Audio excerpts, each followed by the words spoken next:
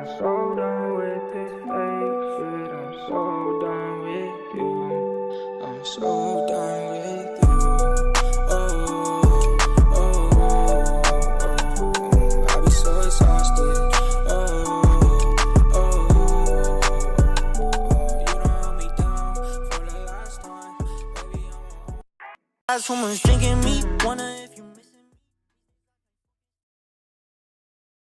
If I send this text to my shawty, is you down to stop? Don't say not tonight, cause you be busy telling another lie.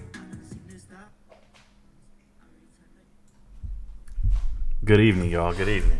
Hope everybody's doing all right. I hope I'm not too loud tonight. So I can see in the chat somebody says, yo, what's this song? I can't even tell you guys sometimes. There's no copyright on some of these songs. I'm finding my best music I can. I listen to rap, hip-hop, R&B, some oldies. When I'm driving in the car, I listen to country. When I'm in love, I listen to Spanish. You know, there's just layers to me. I'm like an onion, y'all. If you keep peeling it back, you don't know what you're going to find. That being said, hey, thanks for being here tonight. Shout out to everybody who's here. Let me pull this up on the other screen here so I can see the chat. If you guys don't know, I have to have multiple boxes up just so I can see what's going on. I'm still slight novice to some of this stuff. But it is Friday night. I understand everybody's got something else they could be doing right now.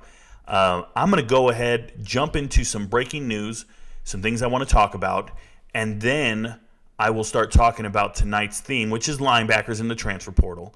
Who can Colorado add? Who can your favorite team add? And who should they stay away from in the portal? But first, I'm going to start with this. There's a podcast out there, and I want to say it's named Creedy and Siskel. Now, I don't, or Sissy or something like that. I don't recommend you guys go watch this podcast. I think it's absolute waste of time. Really, a real snooze fest. Sorry, my dog's getting on me. But these two guys, one of them's a writer. I know that. He writes for websites. And then the other guy, Siski, he's a recruiting coordinator. He used to be the recruiting coordinator for Bama. He did that for a year. I don't know how good he was. If you only do something for a year, you either were great and got promoted or you got fired. But either way. Then he was a positions coach at South Alabama. So those are his credentials. Now, let me tell you mine. I'm like Eminem, bruh. You guys know how great Eminem is? Like, you can't deny Eminem's greatness. And if there's a rapper in the game trying to challenge Eminem to a battle, it's probably career suicide. So trying to challenge me to any type of intellectual conversation, debate, or understanding of the transfer portal, it's probably career suicide. Don't step to me. I'm not the one to play with. You just don't do that, right? It's going to be bad. Because I'm going to embarrass you. I got bars for days. I got more information than you'll ever understand. So that being said, I did make a TikTok at these guys, directing it at them. I don't really care. I don't care about their opinion of me or what they're saying. I lose zero sleep over it. I know what I'm doing. I know the movement. We're fact-based. We are unbiased. And we're here for the information. And, yeah, I got a whole army behind me. Hey, listen to this. I've been in the real army for the last 20 years, and the goal of armies is to defeat other armies. We're not here to defend the nation's interest at our hometown. That's for the Border Patrol, right? Defend the borders, that's Border Patrol. Defend the water, that's the Coast Guard. My whole purpose and existence in life is to defeat other armies. So if I have that mindset, and I've been doing that for a profession, when an individual comes at me and tries to question my credibility or my knowledge base, well, you're going to get just straight up handled, bruh.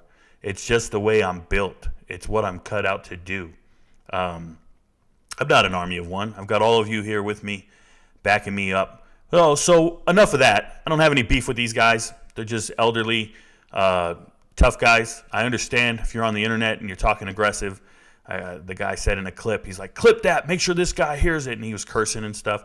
That doesn't get a rise out of me. I'm a real life tough guy. Like, I'm a real life problem. And I don't get excited when some entitled, Southerner, dare I say his complexion doesn't even get a rise out of me, bruh. It's nothing. So anyways, what's exciting? What's happening? You guys can read the ticker. Breaking news from me. Former Nebraska quarterback Casey Thompson is visiting FAU.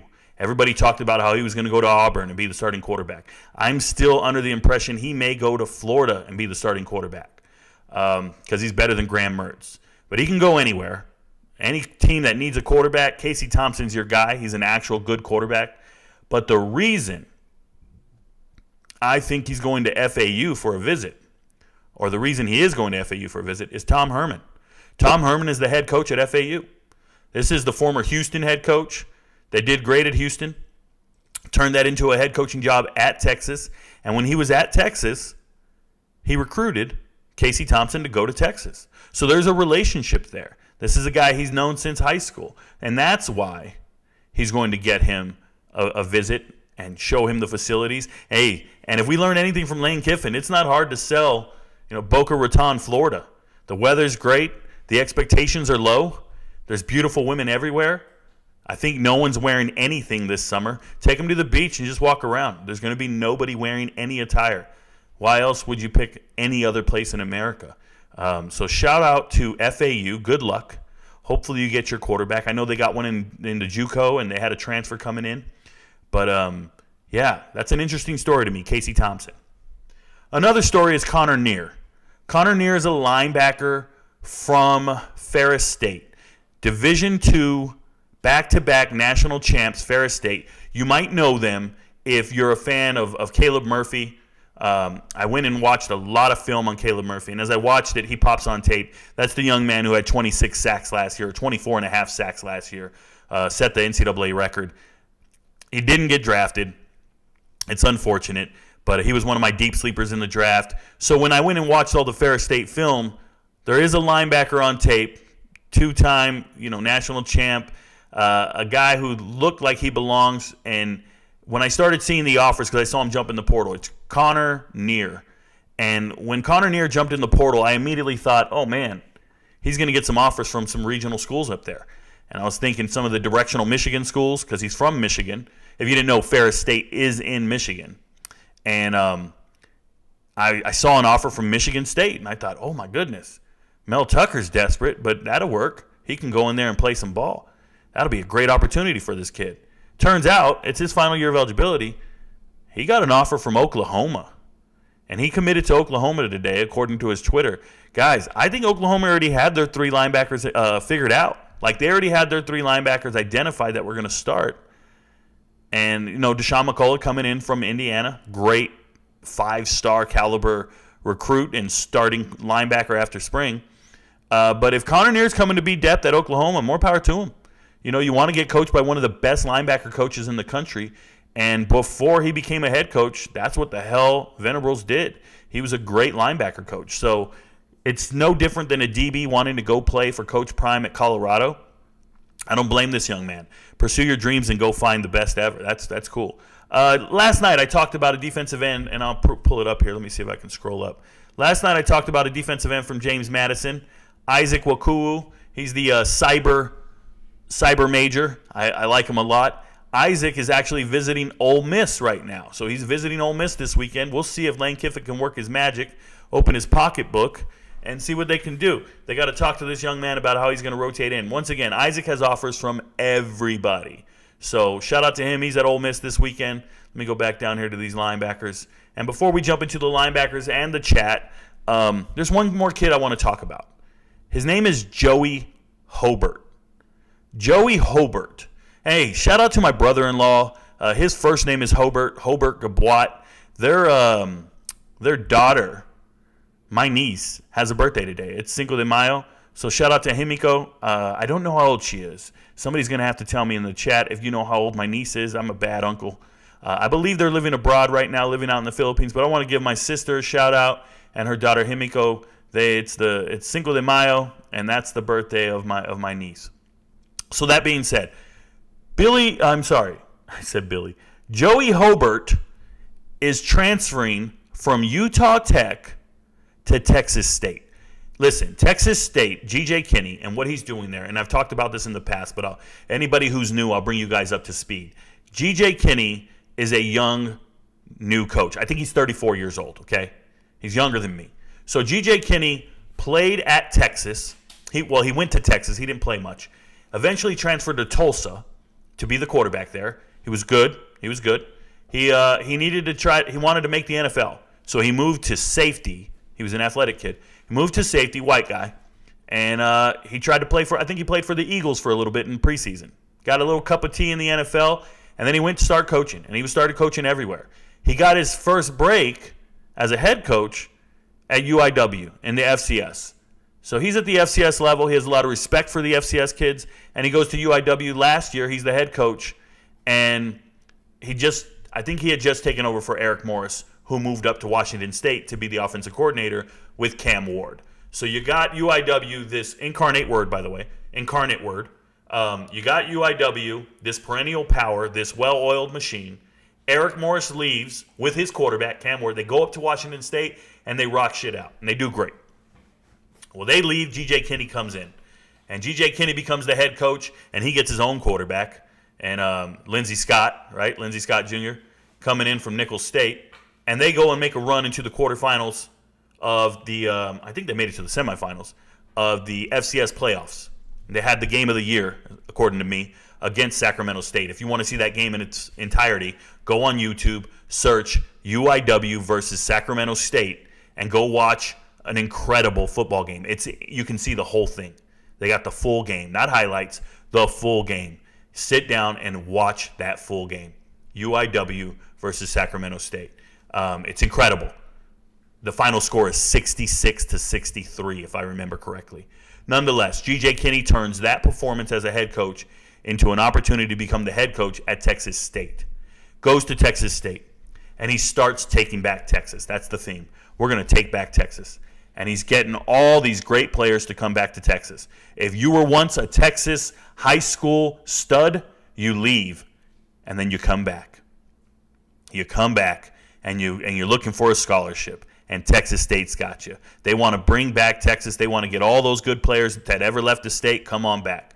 So they found their quarterback in the transfer portal. They found Malik. I almost said Malik Henry. It's Malik Hornsby. Goodness. They found Malik Hornsby in the transfer portal. This is a speedster, a speed demon. He was at Arkansas, backup quarterback to KJ Jefferson. They wanted him to move to wide receiver at Arkansas. They wanted him to be a skilled player and do all these great things. And the way Texas State got him, they said, we'll let you play quarterback. And they've got him, and they're good to go.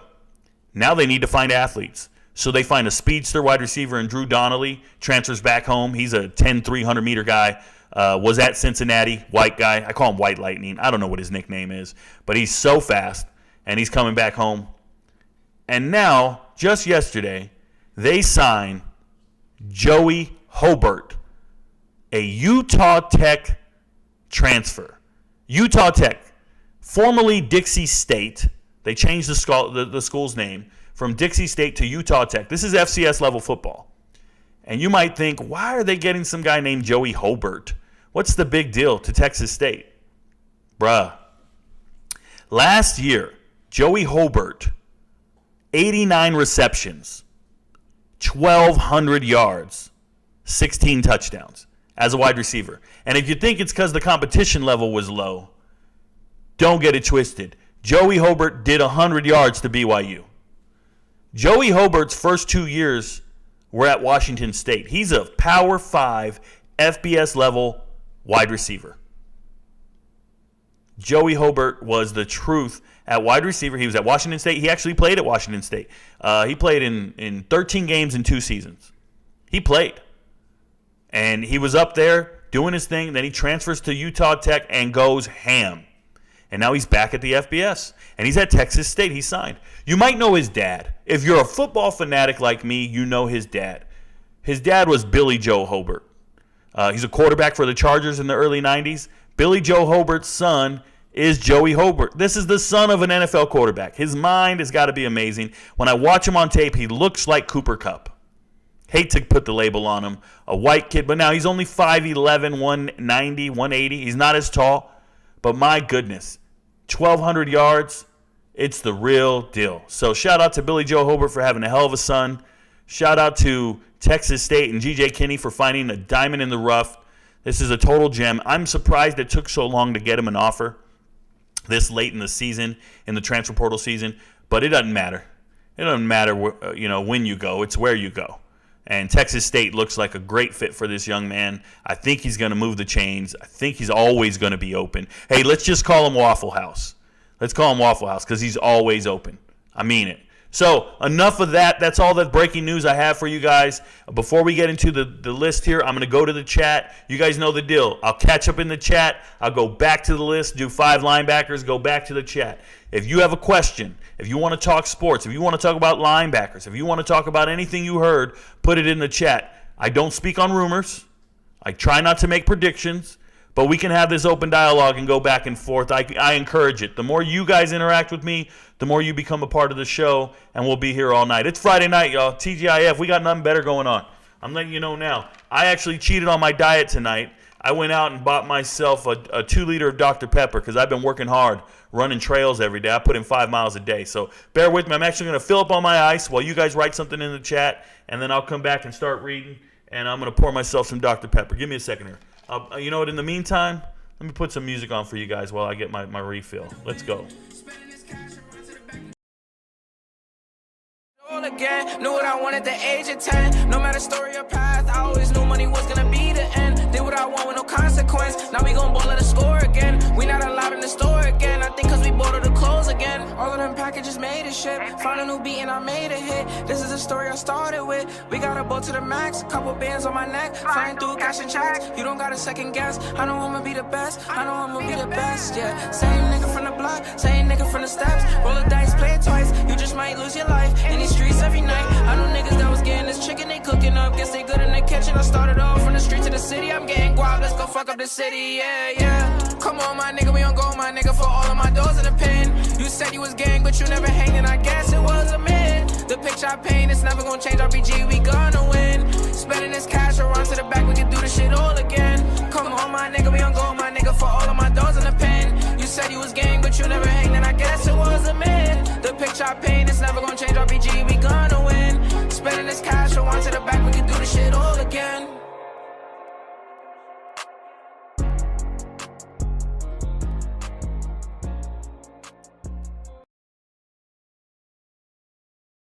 All right, we're back. We're back. Sorry about that little hiatus.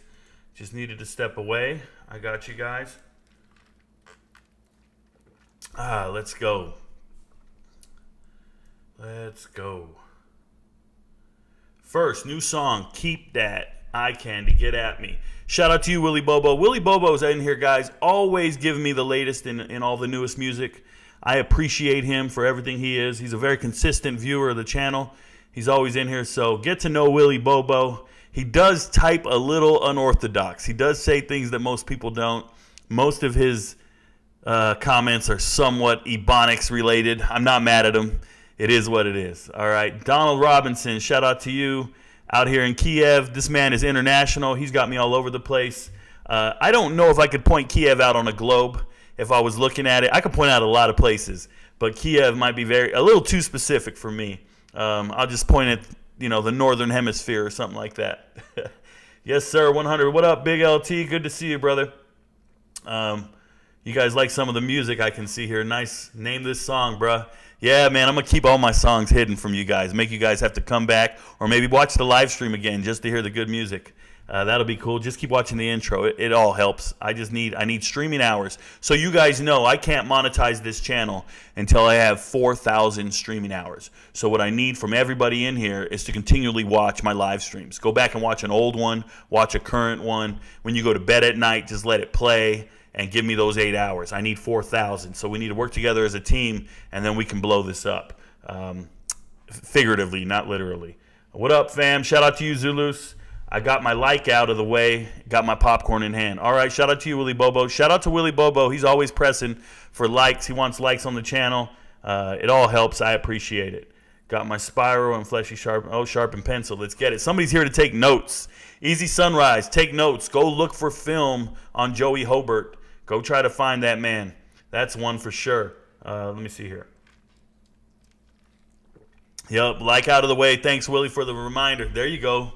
He ain't none. Hey, you guys don't know what that reference is? The Willie Bobo. I ain't here for the Willie Bobo. I think that's from Martin Lawrence. I really do. I think it's from Martin Lawrence, if I remember correctly. Let me turn my mic down just a little bit. I hope it's not getting too distorted. They hate, and you love M&Ms because I was talking about Eminem, right? If I'm a rapper, you're a battle rapper. You don't do that MGK thing where you try to battle the greatest of all time. Don't mess with me, man. Don't step to me. I am the GOAT. Shout out to you, Kim. Kim says facts. If you guys didn't know, shout out to the one and only Kim Jones. I think I'm going to marry that girl. Who knows? Rico Army, we know what's up. Appreciate you. Yeah, defending the water. Shout out to the Coast Guard. An army of one. Cinco de Mayo. Shout out to you. Nebraska will be bad again this year. Yeah, Zulis, I think Nebraska's on the way up. But if you go look at how Matt Rule rebuilds teams, Matt Rule takes his time. The first year at Baylor, I think they won 2 games when he took over. And the same thing at Temple. They struggled initially. But then they get the ball rolling really well. And what it really comes down to is Matt Rule hires great assistant coaches. Primarily, he hires high school coaches. It's what he did with Joey McGuire. It's what he does with most of his position coaches. He will hire very, very connected assistant coaches, position coaches.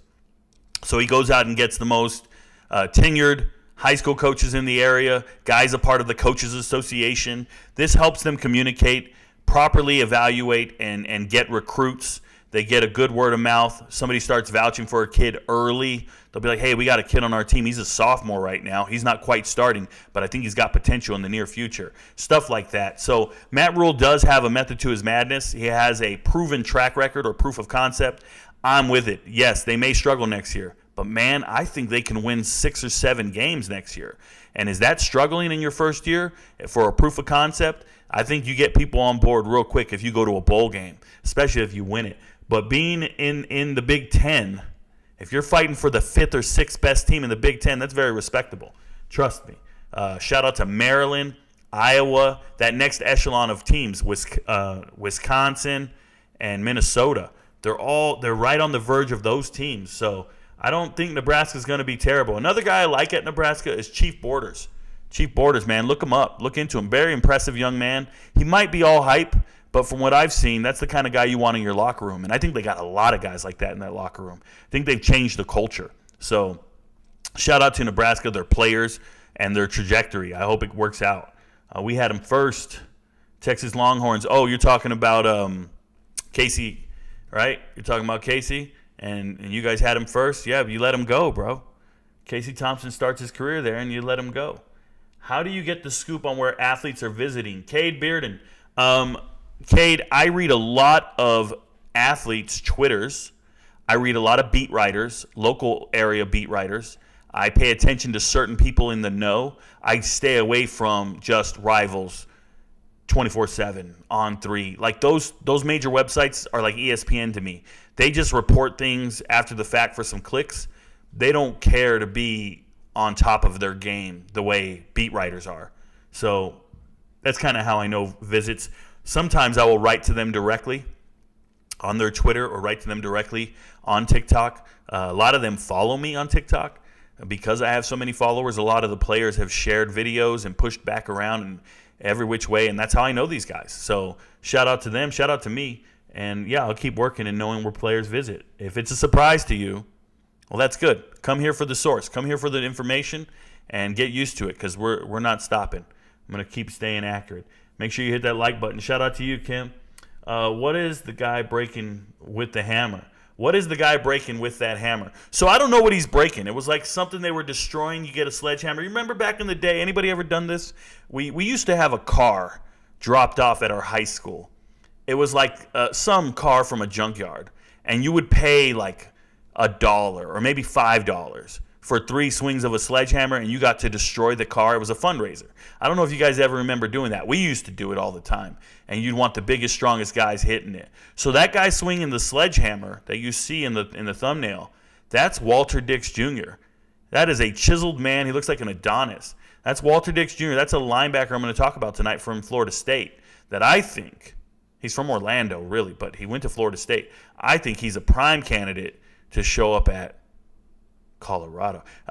Pun intended, he's a prime candidate. So, yeah, I think he's just smashing something that needs to be broken, maybe a vase or something like that. It was just good time for spring ball or something. What's your opinion on the recruits who come in this weekend for the Buffs? I actually haven't been paying attention to which recruits are coming in. If it's high school recruits, Frankie Davis, I have no opinion. I spend zero amount of hours worrying about high school recruits. I do about 12 hours a day studying transfer portal players that were once recruits. I'll worry about those guys once they get on campus, decide the school's not for them, and they jump in the transfer portal. But I don't get too excited about actual recruits. That's not my lane. That's not what I want to do, because a lot of those websites just talk about, and they don't even talk about it. They just guess where players are going. They give out their top 10, top 8. Oh, we made top 6. Oh, we made top 4. That's important to coaches. That's important to recruiting staffs. It's not important to Rico knows. If you spent zero amount of time reading those articles about guessing, about recruiting, you would have so much more time to learn about the actual players on teams. Think about that for a second. I spend 0 hours clicking on anything that has to do with recruiting. That's what enables me to know everybody in the transfer portal. I don't worry about any of the recruits. It's really remarkable. It's just a conscious decision by me to say I will not allocate any amount of my resources, time, to recruiting. And it's helped out immensely with my job. Now, that being said, when they sign and commit and sign their letter of intent and show up to the school, I do get to know them at that point. I do watch high school football on Fridays during the season, so I am aware of some of the top players, probably the top 500. I do know who they are. I do watch a lot of high school football on Friday nights. NFHS lets me watch football for 6, 7, 8 hours straight due to time zones, so I can watch all the games in Georgia, all the games in Florida, and then I can go to the games in Texas, and then I go to the games in California, and I can try to identify what games I want to see weeks in advance. I like to watch all the top-ranked teams from Max Prep, but more importantly, I watch a lot of teams no one cares about. I really do. I've probably seen more teams play high school football that no one gave I wanted to say a rat's ass, but I shouldn't be cursing, but you know the deal. So that's how that goes. Thoughts on Everett to Oklahoma? Yep. So Everett to Oklahoma, and he's talking about the other night. I was talking about offensive linemen, 2 days ago? And you'll see Troy Everett here. Look at this. They have it here on 24/7 Sports. They have Troy Everett, Appalachian State, and this used to be 100 to Virginia Tech, and they just made it 50% to Virginia Tech. Troy Everett, second-team freshman All-American. All it means is he's one of the true freshmen that actually started for his team. Troy Everett is a stud of a young man, and being from Virginia, the word was he's going to go to Virginia Tech and stay in the state of Virginia. And then today, he commits to Oklahoma. Very surprising. It's a good get for Oklahoma. Shout out to Venables for doing it again. But like I just said, that's two guys on the same day between him and Connor Neer, the linebacker from Division II, Ferris State, where I just went, whoa, where did that come from? So shout out to them for closing the deal. It's probably some NIL money. But, yeah, Troy Everett going to Oklahoma, you just got yourselves a solid lineman. I don't know if he starts. A lot of the linemen I see leaving Oklahoma, and I saw about 4 guys hit the portal so far. And of the 4 offensive linemen hitting the portal, they're all about 6'4", 330 pounds. They're enormous men. 2 of them transferred to Texas State. Just gargantuan men.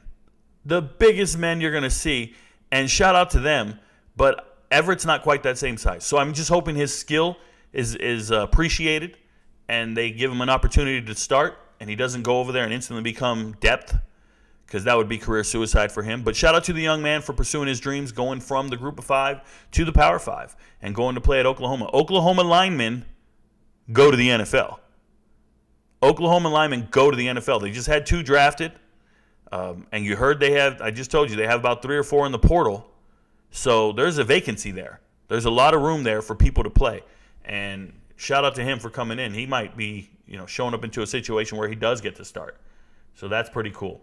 Hit the like button. Joey's a baller. Yep. You guys know Billy Joe Hobart. All right. There you go. What about Billy Joe Tolver? There you go. What are your thoughts on Thorne going to Auburn? I don't think he's a huge upgrade. I really don't.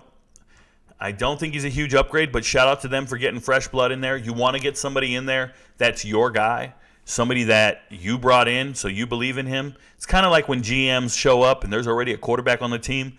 They don't care. They're going to go draft their own quarterback because you're going to get paired up with that individual for your amount of success. Now, Auburn's quarterbacks last season left a lot to be desired under underachieving, and everybody said Robbie can be fixed by, XYZ. And I'm going to tell you guys, I was talking about this the other night when I was talking about the offensive lineman. I'm sorry, my girl's on me. Give me a second here. When I was talking about Philip Montgomery being the offensive coordinator for Auburn, and everybody, even RG3 is on record for saying Philip Montgomery can fix any dual threat quarterback. I'm curious to see what Philip Montgomery does with Peyton Thorne. Does he make him like Davis Brin that he had at Tulsa? I don't know, but that's something that's going to be on the horizon, going to be on my agenda to pay attention to. I just don't think it's a huge upgrade at the quarterback position. When you start thinking about all the quarterbacks that had an opportunity to go to Auburn this offseason, they said they were going to get Grayson McCall. That's a bigger upgrade, but he couldn't transfer. They said they were going to get Casey Thompson. Well, that's not working out because they just got Peyton Thorne. Thompson's not going to show up and compete for that. He just dealt with competition. My girl she needs her attention right now. I apologize, guys. So, yeah, I just think it's a lateral move at best. But congratulations to the young man for getting a fresh start at a new university and getting away from Mel Tucker, because apparently Mel Tucker's ship is sinking. That's not it. So you saw Grant Gunnell on the sidelines at North Texas UTSA game. He's huge. Yeah, the man is 6'6", 230. If you guys don't know about Grant Gunnell, I made a video about him today. Grant Gunnell, the all-time leading passer in Texas prep history, right? He threw for 16,000 yards in his high school career, 195 touchdowns at St. Pew out of Houston. This kid was everything. And I gave his whole life story in a video today. I talked about how he was recruited by Kevin Sumlin to go to Texas A&M, and it didn't work out. Kevin Sumlin ended up getting fired, so he decommits from A&M, and this is all about 2014, 2015 timeframe. Grant Gunnell, just a big arm, your prototypical drop back and make it rip, just let it rip and go. And Urban Meyer gave him an offer, Ohio State, and he was thinking about that. And then Kevin Sumlin got hired at Arizona for the Wildcats, and he followed Kevin Sumlin to Arizona. And when he got to Arizona, they had Khalil Tate, an amazing dual-threat quarterback at the time. Khalil Tate was all over ESPN for a while. Then he just disappeared. But his senior year, Khalil Tate's throwing 14 touchdowns, 11 interceptions. And there's this true freshman show up, Grant Gunnell, throwing 9 touchdowns, 1 interception. And he started the UCLA game that year, and he looked great doing it. And there became a quarterback controversy in a hurry. But it was Tate's final year, and he was gone. The next year was the COVID year. They went 0-6, didn't win a single game, but Grant Gunnell played great in those 0-6 games. I want to tell you, he threw 6 touchdowns, 2 interceptions. He had a great completion percentage, somewhere in the high 60s, 68, 66 frame.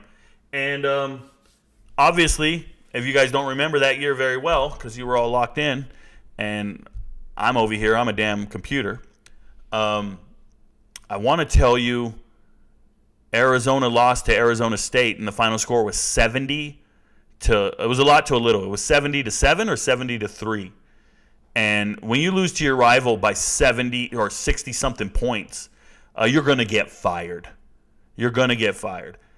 And that's exactly what happened. They fired Kevin Sumlin, and he was gone. And they hired Jed Fish, and he's still the head coach till this day. And Jed Fish has been turning that shit around and doing great at Arizona.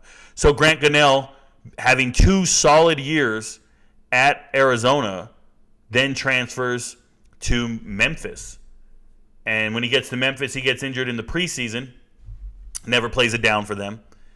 And they end up getting a starter, and he doesn't try to even beat him out. Jumps in the transfer portal again, and this time he goes to North Texas. He wants to come home. He's from Texas. He's coming back home. He goes to North Texas. And unfortunately, he gets there, and they got a guy, Austin Ani, a 29-year-old former baseball player, right? Austin Ani took $1 million coming out of high school. He got $1 million contract to go play baseball, I think, with the Yankees. Played baseball for a while, chased that dream. Didn't work out. Then he said, I'm going to go play college football. So he's a 29-year-old man with 2 mortgages and 3 kids he don't know about, and he's starting at quarterback for North Texas. I'm telling you right now, you're 29 years old in college. Guess what you're not allowed to do? You're not allowed to date my daughter, bro. My daughter's 18, and she's a freshman. You're not dating my daughter. I got beef with you. Don't tell me that you guys are classmates. You're 29. Get away. So anyways, Austin Ani's the starting quarterback. I think Doji got in and played a little bit, but Gunnell was the backup. He threw 9 passes. one interception in there. I think it was 3 for 9. I don't even remember. Maybe 4 for 9. So he's in the transfer portal again, Grant Gunnell. And he goes to Sam Houston State. And that's a big deal for me because Sam Houston State, the Bearcats, they're going to the FBS level for the first time this year. They won the national title in 2020, and they redshirted all their starters last year. Coolest thing I ever seen. A whole team all in together said, we're going to redshirt. We don't want to waste a year of our eligibility at the FCS level. We're about to move up to the FBS, Conference USA. We want a chance to play at the highest level. We're not going to waste our years of eligibility at the FCS. So they all redshirted their starters. They played 4 games, and then they stopped playing. So when you go look at their record, they look terrible. They're not terrible. They're a very good team. They have really good players. And what's crazy is all the underclassmen got to play last year. You're a true freshman at Sam Houston State. You got to see the field. You're a sophomore. You were starting. Now they're back to the bench because the starters are back this year. And so they're poised to win some games. They're going to win 6 games this year, hopefully, in Conference USA. And all they need is a really good quarterback. And Grant Gunnell's that guy. For him to show up in the offseason, have some time here to work on his craft, I really believe in what they're doing. So shout out to Grant Gunnell. Shout out to North Texas for never giving him a chance. And then shout out to, Sam Houston State for believing in the all-time leader in prep history, in Texas prep history, 16,000 yards. So shout out to you, man, for knowing who he is. That's pretty cool. Thoughts on Alton McCaskill visiting Gainesville at the moment? Yeah, man. I know he was going to Florida to visit. I talked to him on TikTok. We exchanged information. He doesn't really tell me much. I don't know where he's going to go in advance. I am aware. I know that his old running backs coach is now at Miami. I know Florida has an opening for running back, and they use 3 running backs. They want to keep the mileage low on Alton McCaskill. If you're not tracking, he's never had more than 200 yards or 200 carries in a season. His freshman year, he had less than 200 carries, almost 1,000 yards, 16 touchdowns. He's amazing, but they keep his carries low. So you want to keep the wear and tear low on a running back, especially the guy recovering from an ACL tear from last year. This is how you do it. He's going to go there. Right now, the third running back is Cam Carroll from Tulane. He just transferred. He was Tajay Spears' backup. And they already have 2 great running backs. But I'm telling you, Billy Napier hands the ball off to running backs. They just lost Richardson at a quarterback position. He had a lot of design runs. They're not going to have design runs with Graham Mertz. But, man, if they can get Casey Thompson, if they can get Alton McCaskill, they instantly look like they're going to win 7 games at that point. So it's pretty impressive if they can do it. If they can't do it and they're stuck with Graham Mertz as the starting quarterback, guys, Graham Mertz is anemic. I studied Graham Mertz at length. And Graham Mertz, if he throws more than 18 times in a game, they don't win the game. They don't win it. They keep him below 20, they win the game. They cannot put him in there to do anything. I watched all his high school tape, and he took every snap from shotgun. In his entire high school tape, every huddle film, everything is a shotgun snap. It's the latest craze, right? You just do shotgun. And he doesn't know how to take a snap from under center. He doesn't know how to do play action because the minute he turns his back to the defense to fake the handoff, he can't turn around and locate his receivers and what was supposed to be happening. He doesn't have it in him. He doesn't trust his offensive line. Excuse me. He doesn't trust his eyes. Like, he just doesn't know how to play with his back to the defense is what it's called. And I've talked to 2 quarterback coaches about it, and they said, yeah, this young man just isn't built for this. So has limited potential in any offense, asking him to take a snap from under center. And by the way, that's what the hell Florida did for a good portion, or that's what Louisiana did, I should say. But now they're trying to transition to shotgun snaps for him, trying to help him out, but I just don't think he's the quarterback of the future there. I think he's a stopgap, obviously.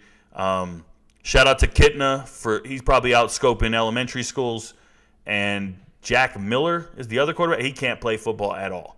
So Florida's in trouble as of right now. But if McCaskill wants to go, cool for him. Please don't repeat the questions. I already talked about Everett to OU. If you want to see it, go back to the beginning and watch it. Thoughts on Connor Wegman for this upcoming year? So Connor Wegman, number 1, he's a baseball player. But he's a good quarterback. He's a good quarterback. If he can beat out Max Johnson, then he earned the job.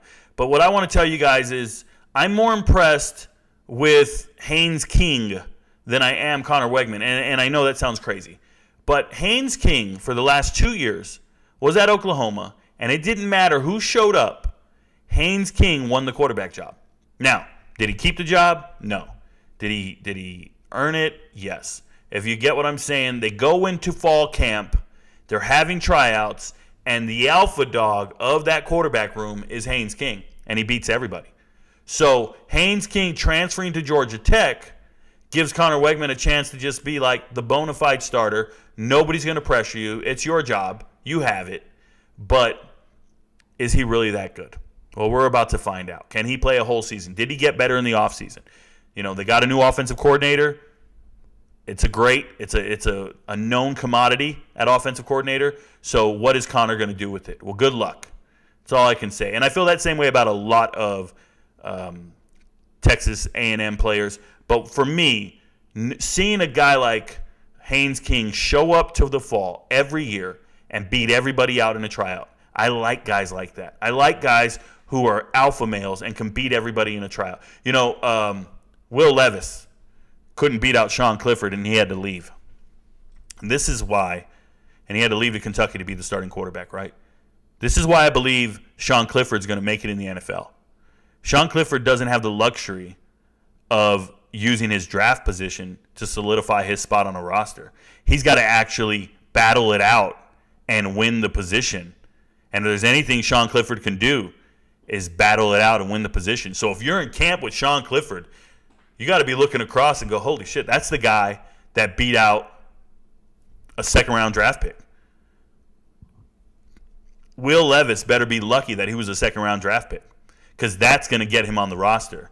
That's going to guarantee him a spot on the roster, that he was drafted in the second round. But if Will Levis was drafted in the 6th or 7th round and he'd have to fight for a roster spot, he's not cut from that cloth. He's not doing that. And that's what people don't understand is there's certain people out there that are built for it. There's certain people out there that are dogs. And that's how I feel about Sean Clifford, and that's how I feel about Haynes King, a straight dog. I don't think Connor Wegman's a dog like that. I think it's entitlement. I think it's given to him because he showed up as a prestigious quarterback, and they just had to give him the job. Haynes King got injured. They gave him the job. He played well. He's doing good, and they're giving him the job now because there's nobody else there. Eli Stowers transfers out, right? Just anybody who was going to compete for that position is just kind of conceding defeat with the exception of Max Johnson. So is Connor going to play well? We'll see. That's how I feel about it. I know where the Ukraine is. I know where Kiev is. Come on now. It's in the USSR. Aloha from Hawaii. Shout out to you, Hawaii. You're from Hawaii, but your name is CU Buffs for Life. Colorado Buffs for Life. Shout out to Hawaii. You just got to transfer to Hawaii. I'm a big fan of Timmy Chang and what they're doing out there. Been to Hawaii once in my life. I want to tell you guys, if you ever go to Hawaii, there's a prime rib spot on the Big Island. I was in, is that the Big Island? I don't know. I was in Waikiki. I had to drive about an hour or so for this place. It was so amazing. I went back there a couple of times. It's called Hawaii Joe's or something like that. Hawaii Joe's. It's on the opposite end of the island. It's prime rib. It's expensive, maybe $50 a plate. It was worth it. We went back twice. I spent about 2 weeks in Hawaii a couple years back. 246, down 6 pounds. Morantz Rance is trying to lose some weight. He was 252 pounds on a 6-foot frame. That is not healthy. According to his BMI, he's obese, but he's out here losing 6 pounds.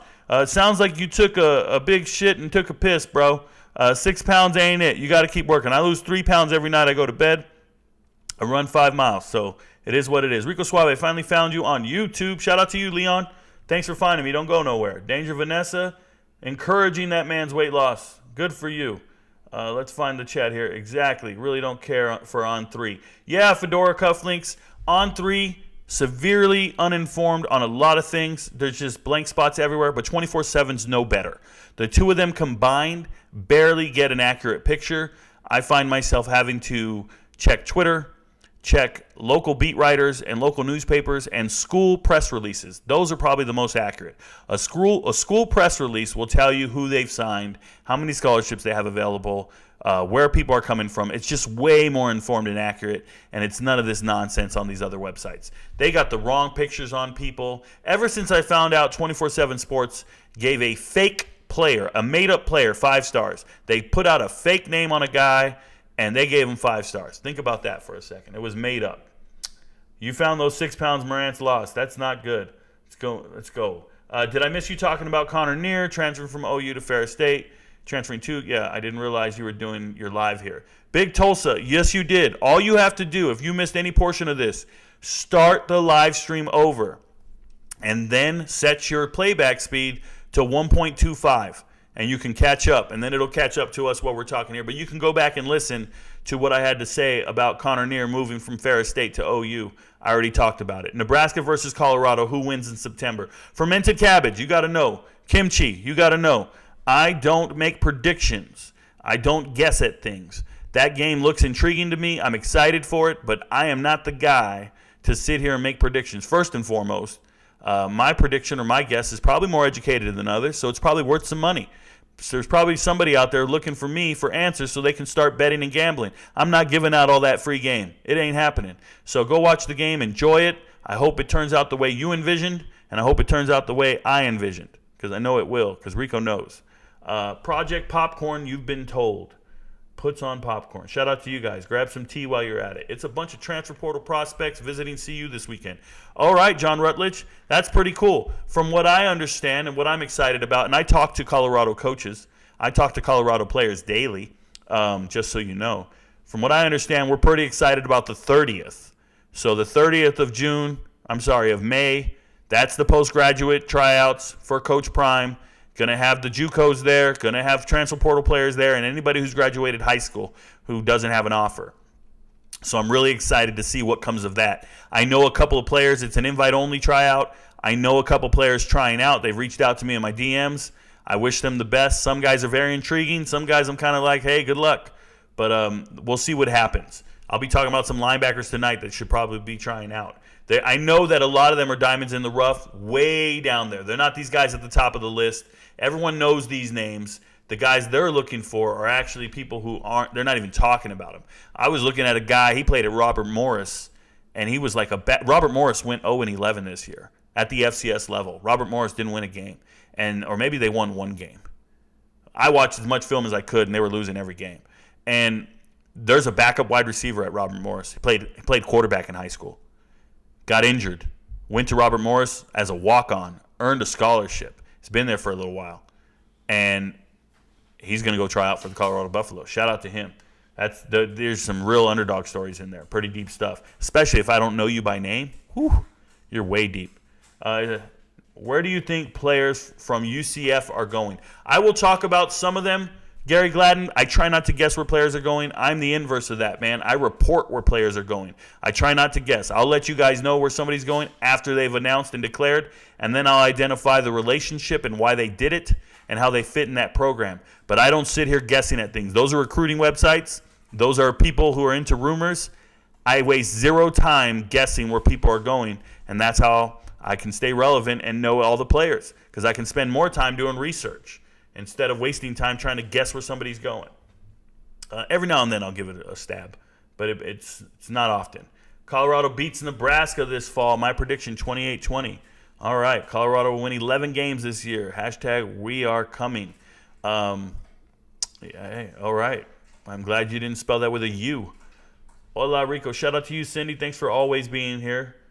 I'm sure Biedenbaugh has a lot to do with Everett also. Yeah, for sure. You know, relationships are everything. Development is everything. When you go on your trip and you meet your coach, your position coach, you know some friends, you know some people. You could have a neighbor nearby or a cousin living nearby. There's going to be so many different reasons these players pick schools. So shout out to them for sure. You mentioned Matt Rule's MDL. Is that the old MDL given the new way of doing things? When you say MDL, are you saying model with the transfer portal? Matt Rule's approach is hiring high school coaches. It's a pipeline thing. It's a recruiting-based thing. He is not struggling with the transfer portal. He's doing that as well. It looks like they're handling the transfer portal just fine. If I was to pull it up, I'll pull it up on the screen here with you guys. And I go to On3. The one thing, I don't even need to go to On3. I go to my database. Let me go to my database. Let me do that for you guys. if you look at Nebraska, they're right here in 27th place. Signing 11 guys, and I say 7 of them are projected starters. To find 7 starters in the transfer portal is remarkable. But the other column here you need to see is this 19. And what this 19 is, it's the level of impact those 11 guys will have. What I'm saying is those 11 guys will be around for 19 seasons worth of production. At the same time, they've lost 1 starter to the transfer portal. You see that net gain? That net gain is insane. You lose 1 starter to the transfer portal. A lot of depth has left in the transfer portal, though. 14 seasons of production, that's bad. So that's why they're up at 27. I would have them in the top 20, top 15 if they didn't lose that much production. And when you lose production like that, it's just young guys departing the program. Because if a sophomore leaves your program, that's 2 years of production. If a freshman leaves, that's 3 years. And so forth, right? So I look at certain things like that. But getting guys like Kemp, Scott, Judy Fleeks, I write it all down. I wrote a bunch of notes. But it's important you guys understand, Nebraska has such an improvement. Anybody in the top 70 of my rankings drastically improved from the transfer portal. Because this is me comparing. Everybody improved to some extent. To some extent. But Nebraska's doing it the right way. So shout out to Matt Rule for doing it the right way. That's how I feel about it. Cap, they win 6 max. Yeah, he's joking. Don't take him serious. 11, no cap. You guys don't know football. I do. Shout out to him. Maybe he's taking it serious. Maybe that's what he means. Good evening, Rico. Colorado is having a kid from Kentucky, Florida State, Missouri, Ole Miss, and Chance Maine, also a JUCO player. Shout out to them. So to be clear, Jim Vaz, I do not talk about JUCO players transferring in because they're a part of the initial entry class. So they're a part of the recruiting class. It's different. In the near future, your recruiting classes will go back to having a 25 cap or a 25 limit. So when you're recruiting players from high school and JUCO, the limit is 25 scholarships. This year, that limit's lifted. You can get as many as you want. But transfer portal players do not count against that 25. Transfer portal's infinite. You can get as many as you want. So JUCO, they're at a disadvantage. Just FYI. I want to go JUCO quarterback, just these freshmen. I got the juice. Okay, you got the juice. Keep losing some weight. Some visiting, Reggie Young, Travis J, Atlantic King. Atlantic King's a tight end, right? NC State running back, J.J. Hawkins, Bishop Thomas, and Jalen Antonio. Yep. Cool. When are you going to talk about who can Colorado add at linebacker? Once I get through the chat, I then talk about the players. I do 5 at a time and go back to the chat. I bounce back and forth. We're going to be here for a little bit, countdown timer. Thanks for hanging with us, man. At 29 years old, still trying to make the NFL. That's prime years and NFL longevity. Yeah, Chris E., he wasn't quite ready. He did declare for the draft. He actually jumped in the transfer portal, and then everybody kind of ridiculed him for it. And this is Austin Ani we're talking about from North Texas. So he declared for the draft. I think he's going to try out for a team. Any update on Zachary Franklin from UTSA? A great wide receiver, 100 reception kind of guy. Frank Harris is top target. No update. We'll see what happens. Do you think Chance Maine will return to the Bucs? We'll see. And it's Buffs, not Bucks. Buffs. I don't think he ever played for Milwaukee. Cold Truth, what up, Rico? Do you think Jimbo Fisher already in 6 seasons is still not an upgrade from the previous coach? Yeah, I think Cliff Kingsbury should be hired, or Zach Kitley, or Joey McGuire. There's a lot of guys I have in mind, a lot of Texas guys that should be showing up and taking that job from Jimbo Fisher. How do you make enough time to watch all these games each week? There's 7 days in the week. It's about 65 games a week. It's not hard. Okay, good. All right. Now, here we go. Linebackers. Top linebackers. Top linebackers available in the transfer portal that Colorado can get. If you want to look at this list, here's the way it works. I finally figured it out, 24/7 Sports. The first 4 guys are the last 4 linebackers that entered the transfer portal. They're the last 4 guys that entered most recently. So these 4 guys are the newest ones to the transfer portal. First, you have Travell Johnson up here from Texas. I'm going to tell you guys Travell Johnson, and this is just from me to you. Travell Johnson, he missed the I'm sorry, my mouse is acting up. He missed the 2021 season with a hip injury. But this is a 3-star guy. He's always been a 3-star guy. Okay? And he jumped into the portal before the spring game, which I don't even know how that makes sense. Play the spring game, get something on tape, let us see where you're at, and then you'll get an offer. But Travell Johnson's little, guys. He says he's 6'1", 200 pounds. But I swear, when I watch the tape, he looks 5'11", 180. It's like a dating profile. These guys are all lying about their dating profile because he looks little. Now, you want me to guess where he's going to go? I can guess where I think he's going to go. It's going to sound crazy. He's either going to a lower-level Texas school, a lower level meaning SMU, Houston, Texas Tech, Texas State, one of those schools, or he can shock the world, and he's going to go to Maryland. And I say Maryland because he was recruited by Baylor coming out of high school. And the primary recruiter of his when he was coming out of high school was Brian Stewart. And Brian Stewart was the linebackers coach or defense coordinator, I can't remember which one, at Baylor at the time. Now Brian Stewart works at Maryland. And usually these transfers come down to relationships and somebody who remembers you. So him being recruited out of high school just very recently, got a shot to go there. One thing I don't see him doing is coming to Colorado. I don't think he has enough size at linebacker to come to Colorado. He has a ton of speed, but it just doesn't seem like a fit for me. He also doesn't seem like a dog. Doesn't seem like somebody who wants to compete, if you ask me. Tanner Salisbury here. By the way, I just looked over at chat. Somebody wrote Shane Hooks. MD, if you're asking about Shane Hooks, I want you to go to my channel and go look at the live streams on YouTube here and go find the wide receiver live stream. I talked about wide receivers about 3 days ago. Talked everything about Shane Hooks in that video. Go find it, and then you won't feel like I'm ignoring you because that question is out of place right now. I apologize. All right, so back to Tanner Salisbury here, the linebacker from UNLV. And if you see me looking off, I'm looking at the list just like you guys are. So Tanner Salisbury, linebacker from UNLV. It's crazy, man. In high school, he went to San Ramon Valley High School in California. And then his senior year, he transfers to Mater Dei. Because he wants to be somebody. He becomes one of their starting linebackers.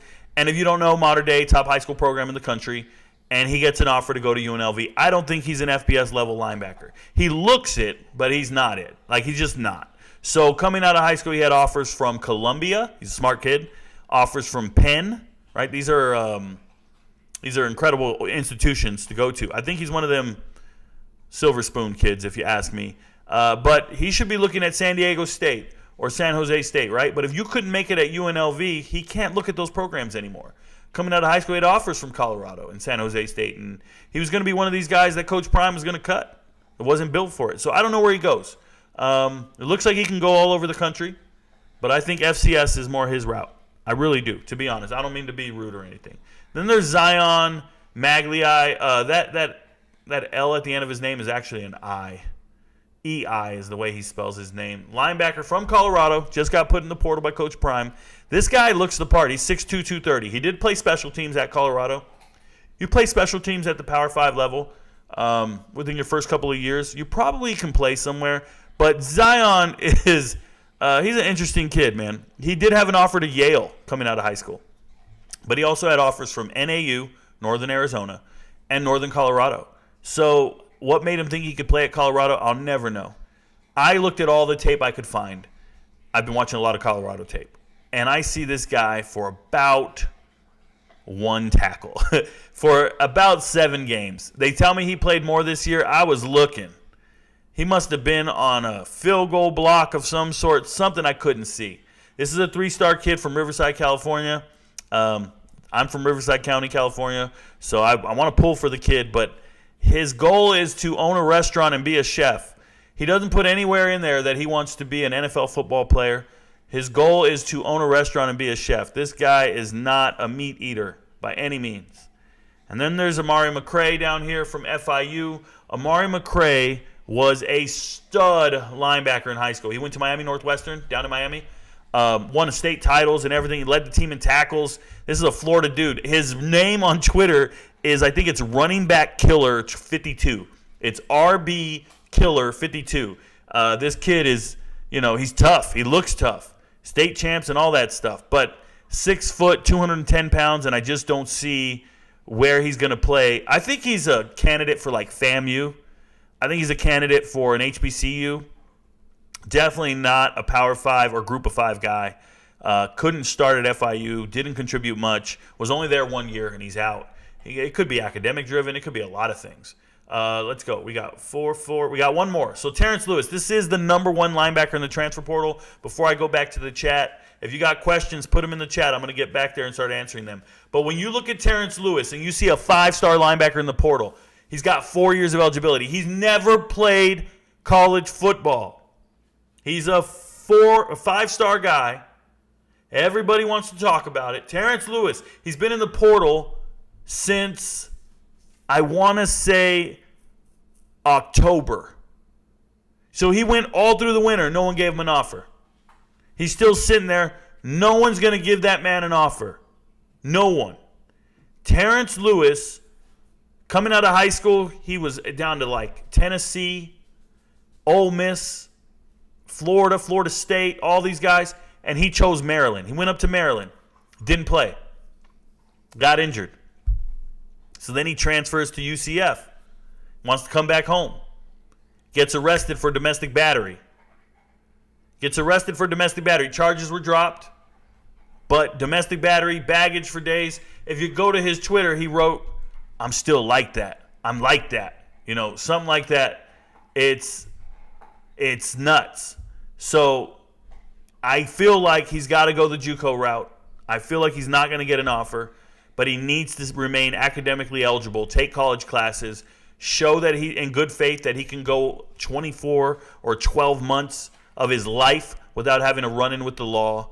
But he's not going to get an offer from any FBS level schools. That's how I feel. He's just sitting there. So Terrence Lewis, look, he's also under 200 pounds. He's like 6 foot, 6'2", 195. He's just not it, bro. He's just that. Sometimes they give out 5 stars to the wrong players. So that's Terrence Lewis. So when you wonder, how is there a 5-star in the transfer portal? Shouldn't be. He's going to be there, and that it is what it is. All right, so before we move, I can move on to Antoine Sampa here. Antoine Sampa, LSU, he's already committed. He's already committed to Campbell, so he's not available. Antoine Sampa's not available. He's going to Campbell. Shout out to the Fighting Camels. If you guys haven't had a chance to go watch the Fighting Camels and Mike Minter, their head coach Mike Minter, he's been there 10 years. They're letting him cook, man. They said, hey, now let me tell you guys something. Campbell's recruiting classes are great. Let me try to pull this up so I can show you guys something. Let's go to recruiting classes. Check this out. We'll go to recruiting rankings 2023. Now, I don't put a lot of value into recruiting rankings, not all that much. But what's really cool is when you look at them, and I dig deep, and then and a lot of this is nonsense. But what's crazy to me is this right here. Where is it at? Campbell, 92nd in the country in recruiting. That, and they're an FCS school. That means they're ahead of about 40 FBS level teams. And you start going and you start seeing it. FIU, UAB. These are all FBS teams. Ohio, Troy, they won the Sun Belt. They have 26 commits. Doesn't matter. 24 commits in Georgia Southern. Doesn't matter. Campbell is ahead of all these guys. Now, what needs to happen is they need to win. All these great recruits needs to translate to winning, and it hasn't yet. But Mike Minter, his one of his assistant coaches, played at Harvard. I'm forgetting his name right now. I did a video on him a while back, and I like the guy. But he's the recruiting coordinator. They're walking into living rooms, and they're winning the hearts and minds of every player out there. So shout out to Campbell for getting a player from LSU and Antoine Sampa, and he's going to play and see what he can do. So before we go on, let's go back to the chat and see what you guys got to say. Yeah. One thing I wanted to get back to here in the chat here is the guy asked, how do you make enough time to watch all these games each week? I don't do anything else, guys. I don't have a family. My kids don't live with me. I have my dog. I don't work. This is my only job. So this is how I get down. I have all the time in the world to do what I enjoy and love. So that's what gives me the time to do it. And that's how that goes. So how do you think Ivan Pace Jr. will play in the NFL while being undersized, drafted free agent? Yeah, undrafted free agent. Yep. Well, it all depends on him making the league. I don't foresee him making a team at this point. I like him, but being an undersized pass rusher and that is your only skill set, you become very unique and specific in how you can contribute to a team. And there's going to be somebody out there with more versatility, somebody who can not be a liability in coverage, someone who can do all types of special teams. And I just don't know how he makes it. And that's why he wasn't drafted. So it's a shame. Good, hard-nosed kid. I wish him well. He might be a great positions coach someday. Does anyone know how many transfers came to Colorado? Are you talking about in visits or in general? Good evening, everyone. Rico out here doing the consistent work. Shout out to you, Steve. Thank you very much for being here. Question, the players this weekend in Buffs land. Yeah, everybody already asked me about it. I didn't have a by-name list of who was coming by. They just posted it. Had I known, I would have prepared and let you guys know about all of them, but I'm leaving it alone. I don't worry about where people are going, the rumors, the offers. I talk about people once they commit. So once you commit somewhere, I like to talk about you then, unless it's the theme of the video here where I'm talking about available linebackers right now. Pretty sure Terrence Lewis is committed to Hutchinson Community College now. There you go, John Rutledge. I'll look into that. So I didn't see it initially. I can look into that. That's pretty cool. Sounds about right. Told you, he's got to go the community college route. Mike Minter, yes. Used to play in the NFL. You got it. Mike Minter. That Mike Minter, Steve. Also got my first recruiting letter from Campbell. There you go. Still remember the camel on the letterhead. There you go. Yep, that's good stuff. Does CU need another quarterback to round out the group? If so, who they have a chance of getting? Hand Dog, I talked about quarterbacks the other day. If you want to go find that live stream, you're more than welcome to go catch up and watch what I said about all the quarterbacks in the transfer portal. And you'll also hear me talk about the misconception that Colorado needs to add quarterbacks to their roster. I don't think they do. I don't think it's necessary. It's just not normal for any program to try to challenge their starting quarterback just because the fan base thinks so. You know, they're really good. Rico knows equals Rain Man. Yeah, man. I've been called Rain Man many times. I can't count toothpicks when they fall on the ground, but there's just something special about the way I think. Thoughts on Dwayne McBride in the NFL? Hey, what an obscure question. That came out of left field. I've been talking about college players, but I got you, man. Thoughts on Dwayne McBride? 1 second. So Dwayne McBride, running back at UAB last year. By the way, the UAB running back that you guys need to be talking about is not Dwayne McBride, but I'll get to him. As you can see, I've done this search before. It's in purple. So if anybody ever wonders, does Rico really look up every single team? It's in purple, bro. There you go. Dwayne McBride, 1,700 yards rushing, 233 carries, 19 touchdowns. Some gaudy numbers by Dwayne McBride. 7 yards a carry. Everybody's impressed by it. I want to tell you, I went and watched the tape. Dwayne McBride has a problem fumbling the ball. This is why he got drafted so late. Dwayne McBride fumbles a lot. And it's only because he's so big, so strong, and he never goes down. He refuses to go down. It's a remarkable thing. You got this guy who just fights for extra yards. And when you're fighting for extra yards, somebody comes in the pile. Somebody holds you up. And then they rip the ball away from you. And it causes fumbles. But when I watch the tape, I'm impressed with the guy. He doesn't have breakaway speed, but I'm impressed with his goal line and his rushing, and he's just going to move the chains. I get it. It's a short-lived NFL career. Cool. But when I watch the tape, I see a glaring issue besides the fumbling. And it's this down here. Way down here, Dwayne McBride caught 2 passes for 10 yards all season. He is not a receiving threat in any way, shape, or form. So when and he's in the game, I can't even pull it up anymore because he's now with the Vikings. But when he's in the game, this man is never going out for a pass. So you can stack the box at this point. You don't need to spy him and say he's going to come out for a screenplay. You don't need to be concerned with that. Dwayne McBride is not a screen threat.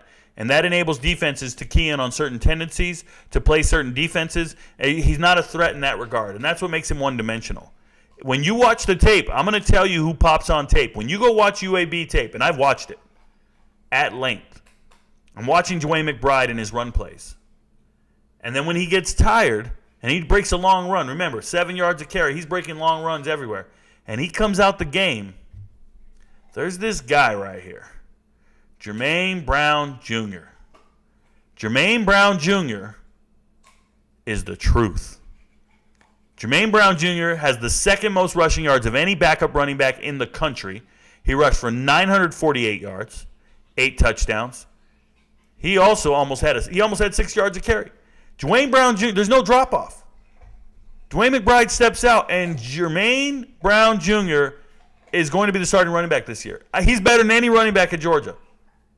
And what's great about Jr. here, Jermaine Brown Jr., 19 receptions, 120 yards. He can literally catch the ball. He's the third down back.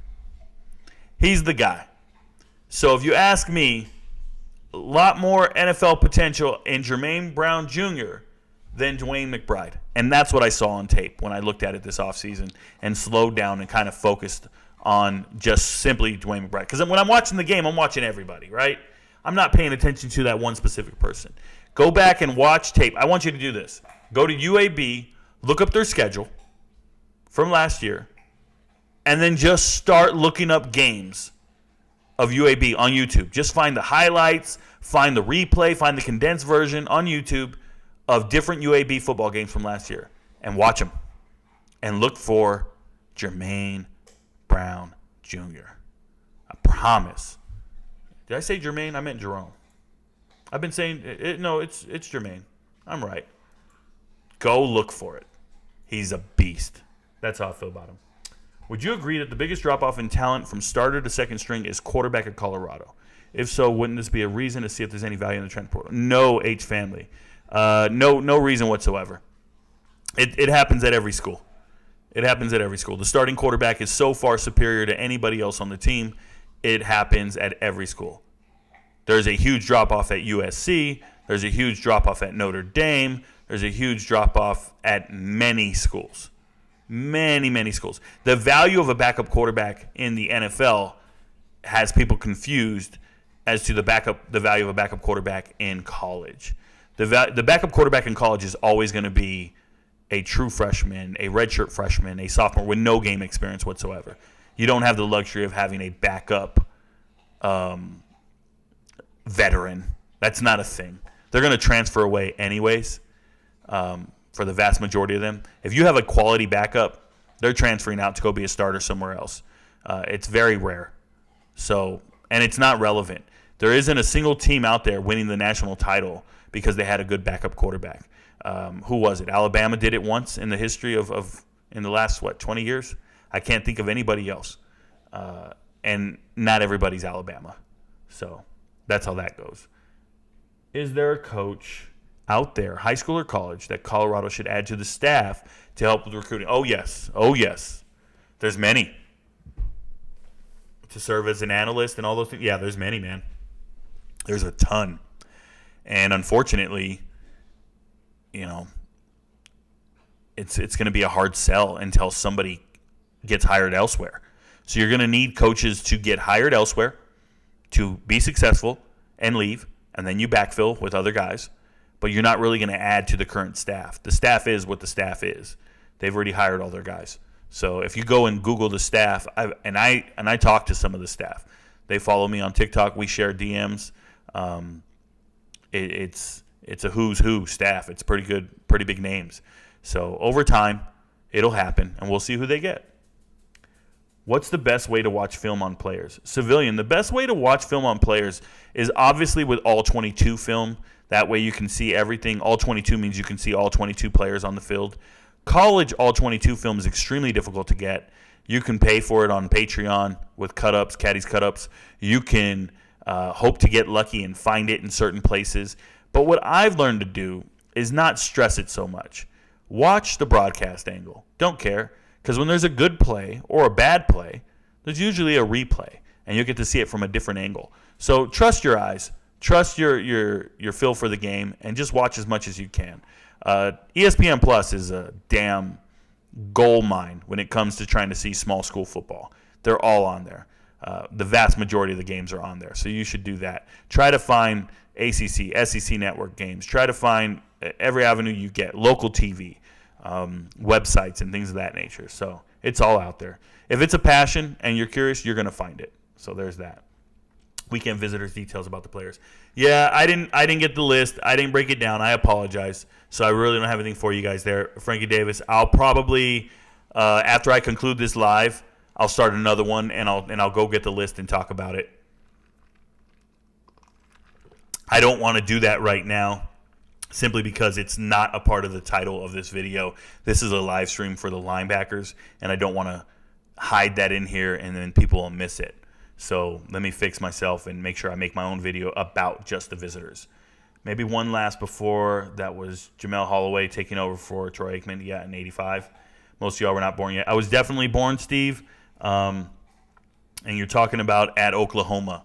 So shout out to you for knowing why Oklahoma was so relevant back in 85 after Aikman went down, before he transferred to UCLA.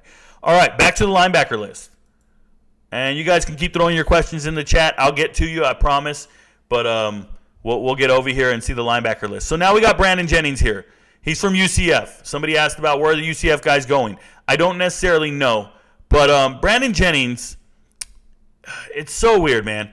He went to Maryland, and then he transferred to K-State last, I think it was January, right? Last winter. He hit the transfer portal last January. He's at K-State. And then comes the spring, he jumps back in the transfer portal, and he goes to UCF. So this is a guy, he's 6'3", 226. He looks the part. But he didn't even play spring ball at K-State. He just left K-State, and he showed up at UCF. He didn't play much at UCF, and now he's in the transfer portal again. So this is one of those kids who's just moving constantly. Third school, fourth school, still hasn't played a dime. Nothing going on. What I'll tell you is he has a younger brother who's really good. I think it's Brody Jennings. He's a corner. I think he's class of 2026. He's a sophomore. He's getting offers from everybody, all the biggest players. So I think the bloodline is there. I think the pedigree's there. But the drive, determination, and dedication to the profession is not there. This kid keeps moving. Can't start at UCF. Where are you going next, bro? Where are you going next? Are you being realistic about what you're doing? You went from Maryland to K-State to UCF. They all sound like lateral moves to me. You can't play at any one of these schools. So be realistic about your options. Go somewhere you can see the field. He is a big kid. He's gotten all the stars, 4 stars. But you know what? All the 4-star linebackers are 6'3", 220. They're all the right size. It is what it is. All right? It is what it is. So, anyways. Next. Adoye here. I thought he was going to. No, that's Osita. So I can't say his name. Adele Adeoye. 4-star guy coming out of high school. He's pretty thin. 6'1", 250 now, but he was thin for a long time. So you see the burnt orange shirt he's wearing.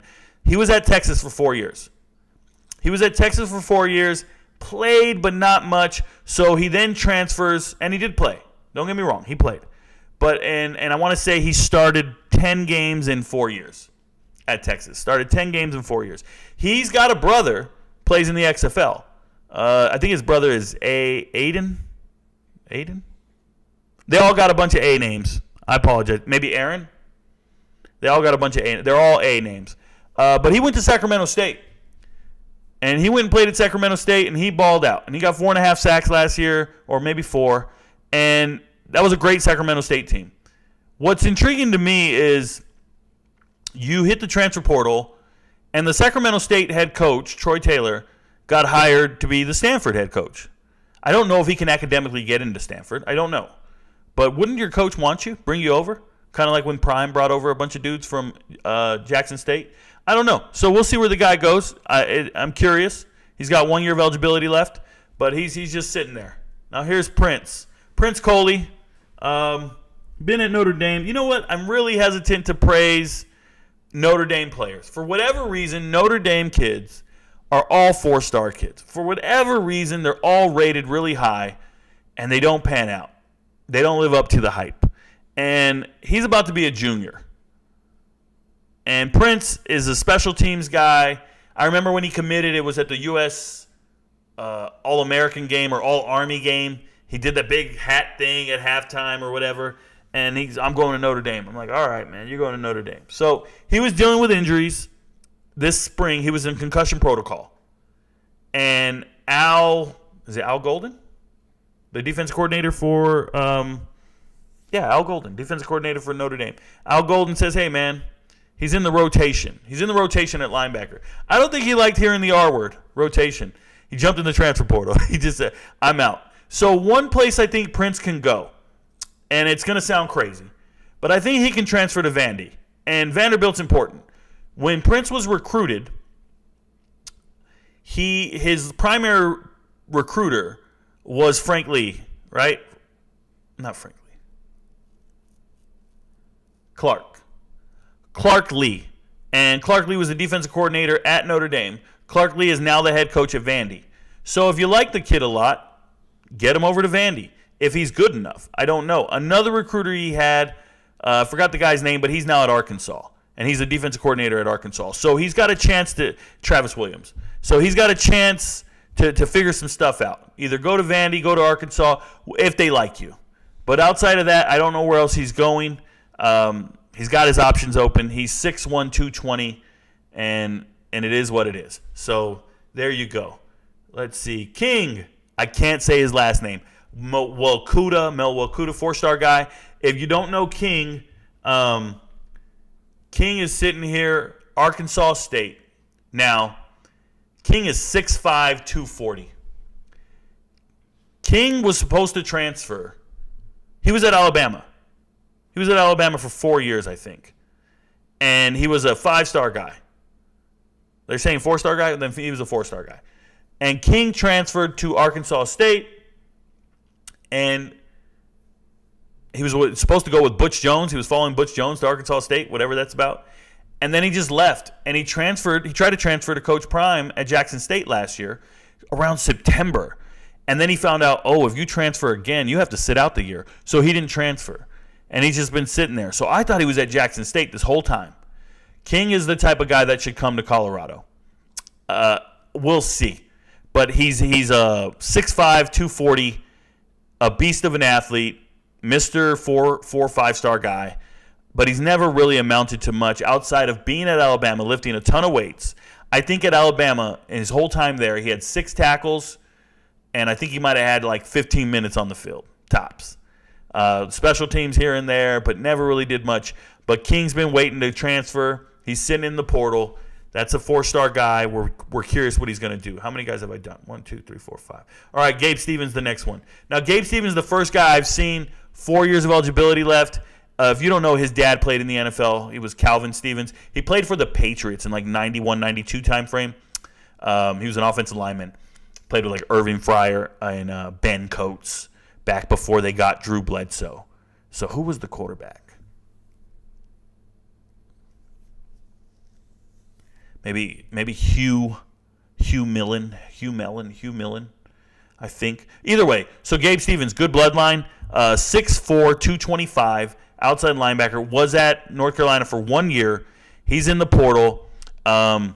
He did go visit South Carolina, their spring game back in 2019. So he was lived nearby. But when I watched his recruiting, I'll never forget his recruiting. It was really weird. He only went to North Carolina.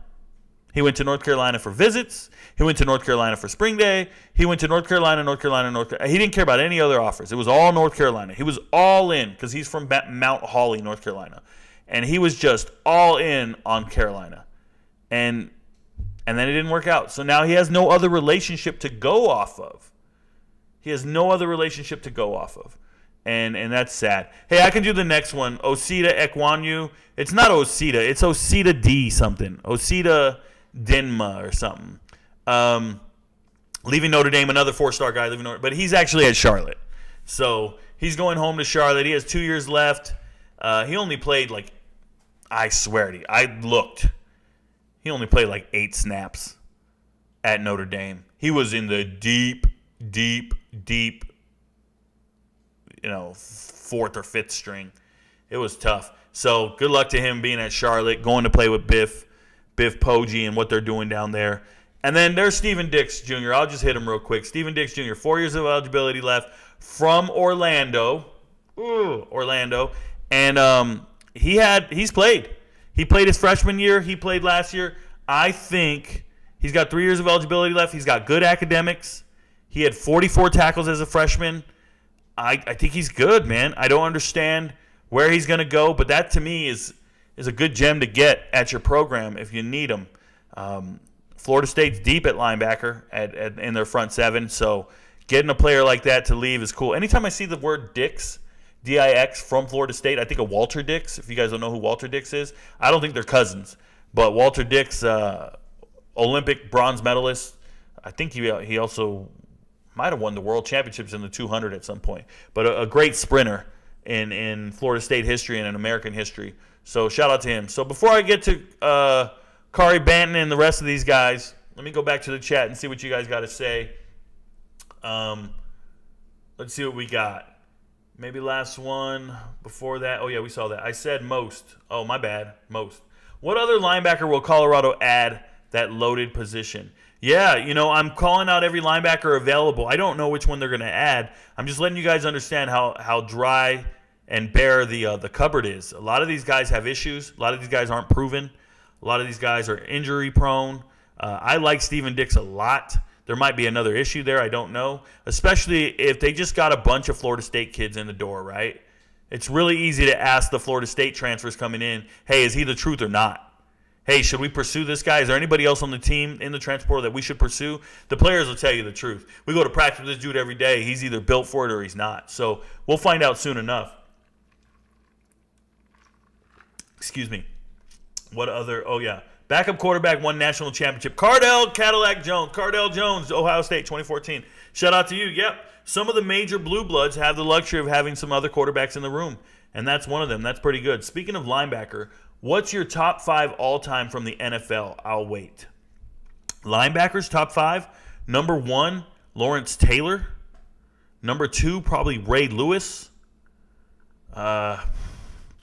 Number 3, I'm going to go with Dick Butkus, just based off of reputation and stuff. Number 4, no one's going to like this answer, but Junior Seau for me. And number 5, I hope I'm not omitting anyone. I hope I'm not forgetting anybody, but give me Brian Urlacher. Those are my 5, right off the top of the dome. I could be way off. I could be wrong. I could have missed somebody great, like Casey Matthews or, I don't know. I could have missed somebody. It's all good. Junior Seau. Yeah, Jack Lambert. I'm sure everybody's going to say Mike Singletary. I'm sure there's going to be guys out there like that. My dog's eating something. Your thoughts on Micah Pittman from FSU? My thoughts on Micah Pittman are he's a hell of a blocking wide receiver. He blocks really well. I think he's headed to Utah. Did he commit to Utah? Is that a fact? Or is that just rumor? Is that a fact or is that just rumor? Let me go up here to wide receivers. Is he still listed on the wide receiver list? Or do they just have him at 100%? Let's see. Ooh, they got Jordan Tyson 100% to Oklahoma. Jordan Tyson leaving Colorado, going to Oklahoma, 100%, huh? Shout out to Oklahoma for opening up the bag. Gary Bryant's still at 100% there. Yeah, Micah Pittman, they got him going to Utah. Dude, he's going to be blocking like you wouldn't believe. Utah's got a great running game. They got a mean wide receiver. That's what they got. Let me see. I'm at Kari Banton here from Rutgers. Genuine question. The guy on the thumbnail with the hammer looks juiced. Is that legal in American football like in bodybuilding? No, you can't be juicing. I remember a story about a guy named Danny Armstrong. He got in a crash from San Diego State. He was a quarterback. He's actually the cousin or the uncle to Brennan Armstrong, the quarterback at Virginia, who just transferred to NC State. But they're both from Ohio, by the way, originally. So this guy, Danny Armstrong, he eventually was once arrested for some other ridiculous stuff that he beat the charges. But let me tell you, not a good person. Nonetheless, he got DUI. He got arrested for a DUI. And you know what else they found on him? Steroids. He was getting them from Mexico. You can Google it and try to find the story. Yeah, you can't have steroids. You can't be juicing. If you get caught, you're done. So no juicing. That guy looks like he's been lifting weights, though. That's Walter Dix Jr., by the way. Does Colorado need a punter? Daddy Bryant. No, Colorado does not need a punter. They got Mark Vassett, the number 1 punter in the history of Louisville. They have the greatest punter in Louisville history. And they got him in the transfer portal. So you can go over here, click on these commits. You scroll to the bottom, you'll see all these transfers. If you look at the transfers, punter, Mark Vassett, right here. 3-star guy, 6'4", 210. Mark Vassett is the greatest punter in Louisville history. Colorado has a great punter.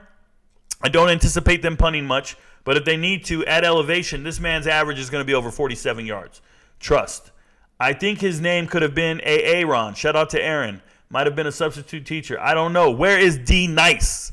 D Nice. You want to go to war, Balaki? You let me know, guys. You let me know. Daddy Bryant. Colorado got an Aussie punter who played at Louisville. Look at this. What are we talking about here? Mark Vassett, the man, the myth, the legend. King played at JSU? He played special teams? I got no stats on King. Shout out to you, Chris McCray, for knowing that. I couldn't find him anywhere, and I looked. I really looked. It was bugging me. I think you pretty much nailed the NFL running backs. Really, it's just about flavor at that point. Yeah, for the most part, it probably is. There's probably somebody out there who hates so-and-so and likes so-and-so. I believe that that's the case for a lot of people. But when I look at it and I look at certain franchises, you can't even talk to certain teams. Like there's Steelers fans that are going to say their guys all over the place. And more power to them. Everybody has their opinion. And you know what they say about opinions. I don't need them. Anyways, I have an up-and-coming question. After that, I'll be dropping the mic. All right, drop the mic on us. What up, Rico? What up, Tizzy? Hey, Terrell's up in the house, TT. Zico Traore is transferring to the UK. Are you saying University of Kentucky, or he's transferring to Great Britain? You mean Kentucky, right? That's hilarious because he's from England. So that's what makes it funny to me. If you're saying England, then we're there. So Seydou Traore going to. It doesn't say it in here. I'll have to look it up. If you're telling me the truth, then shout out to you. I don't like spreading misinformation. I also don't do rumors, so you guys got to pace yourselves. I never try to get the scoop on anybody. I don't like being first. I like being accurate. Remember that. He's heading to Liverpool to go play goalie. Sorry about that curveball on the linebackers. You get a pass. No, Willie Bobo, I don't need a pass, man. I answered it on the fly. I knocked that curveball out the park, bro. You threw a curveball at me, and I put a full swing in. No, I trust my eyes. I trust my eyes and my memory, bro. All right. Back to these linebackers. Get a load of this, guys. You see this linebacker right here? Kari Banton, 4-star linebacker leaving Rutgers. I bet you didn't know Derek Brooks. Everybody always talking about Derek Brooks. I bet you didn't know that there was a 4-star linebacker at Rutgers. Now, when Greg Schiano got back to Rutgers, first thing he wanted to do was take back Jersey. His first recruiting class, he had 3 4-star guys. Kari Banton's one of them. The other one's Gavin Wimsett, the starting quarterback, who hasn't really panned out. I mean, they're going to try to revitalize his career this year with their new offensive coordinator, their old offensive coordinator coming back. But Kari Banton, he showed up with Elijah Clark. Elijah Clark was a corner. And 4-star guys. Elijah Clark already transferred out. Elijah Clark hit the transfer portal last year. He's at Syracuse now, trusting Dino and the boys up there. But Elijah Clark bounced, and now it's Banton's turn to bounce. Banton's missed all last year with an injury. I'm sorry, my nose is bugging me. But this was the fifth best player coming out of high school, according to the recruiting services, out of New Jersey. And it's nuts because he showed up with a teammate. And I know his teammate's last name is Loyal. I forget his first name, like Shaq or something. But Loyal is a DB, a 3-star kid. Loyal's starting. Loyal is starting at corner for Rutgers, and he's playing great. And you showed up with your high school teammate, the superstar, and Kari Banton, and Banton ain't panned out. Banton, he just hasn't done it. He's 6'3", 225. What did I tell you about 4-star linebackers? They're all the same size, at least 6'2", 220, 230, 240. He's 6'3", 225, but I don't know where he's going to go. It's just one of those guys who never lived up to the hype. That's all it is. Another guy who never lived up to the hype is Shimon Cooper here. And you guys should pay attention to this one because Shimon Cooper's been at Illinois for a long time. And he played 8 games this year on special teams, got 1 tackle. 4-star guy. And Illinois just had Ryan Walters as the defensive coordinator. And they're famous for saying we take 0-star guys and make them first-round draft picks. Shout out to Devin Witherspoon. Shout out to the Brown brothers, Sidney Brown, and everything they're doing at Illinois. They're developing players, and they're knocking it out the park. But the reality is you have Shimon Cooper show up as a 4-star, and he's a complete miss, complete dud. And the way I know this, and the way I come to this this understanding is he only has practice film on his Twitter. He only has practice film trying to tell coaches, sign me. I'm a 4-star guy. All I got is practice film. This is an Under Armour All-American guy. He committed at the Under Armour All-American game. Ash is barking. 5 tackles, bro, his freshman year, and he hasn't done much since. Got 2 years of eligibility left. Your defensive coordinator just got hired at Purdue. Ryan Walters takes the job at Purdue and has not extended an offer to this kid. Ryan Walters gets to Purdue, looks at his roster, looks at his team, and doesn't think for a second that this 4-star kid that he recruited out of high school is worth a scholarship at Purdue. Think about that. That's bananas, bro.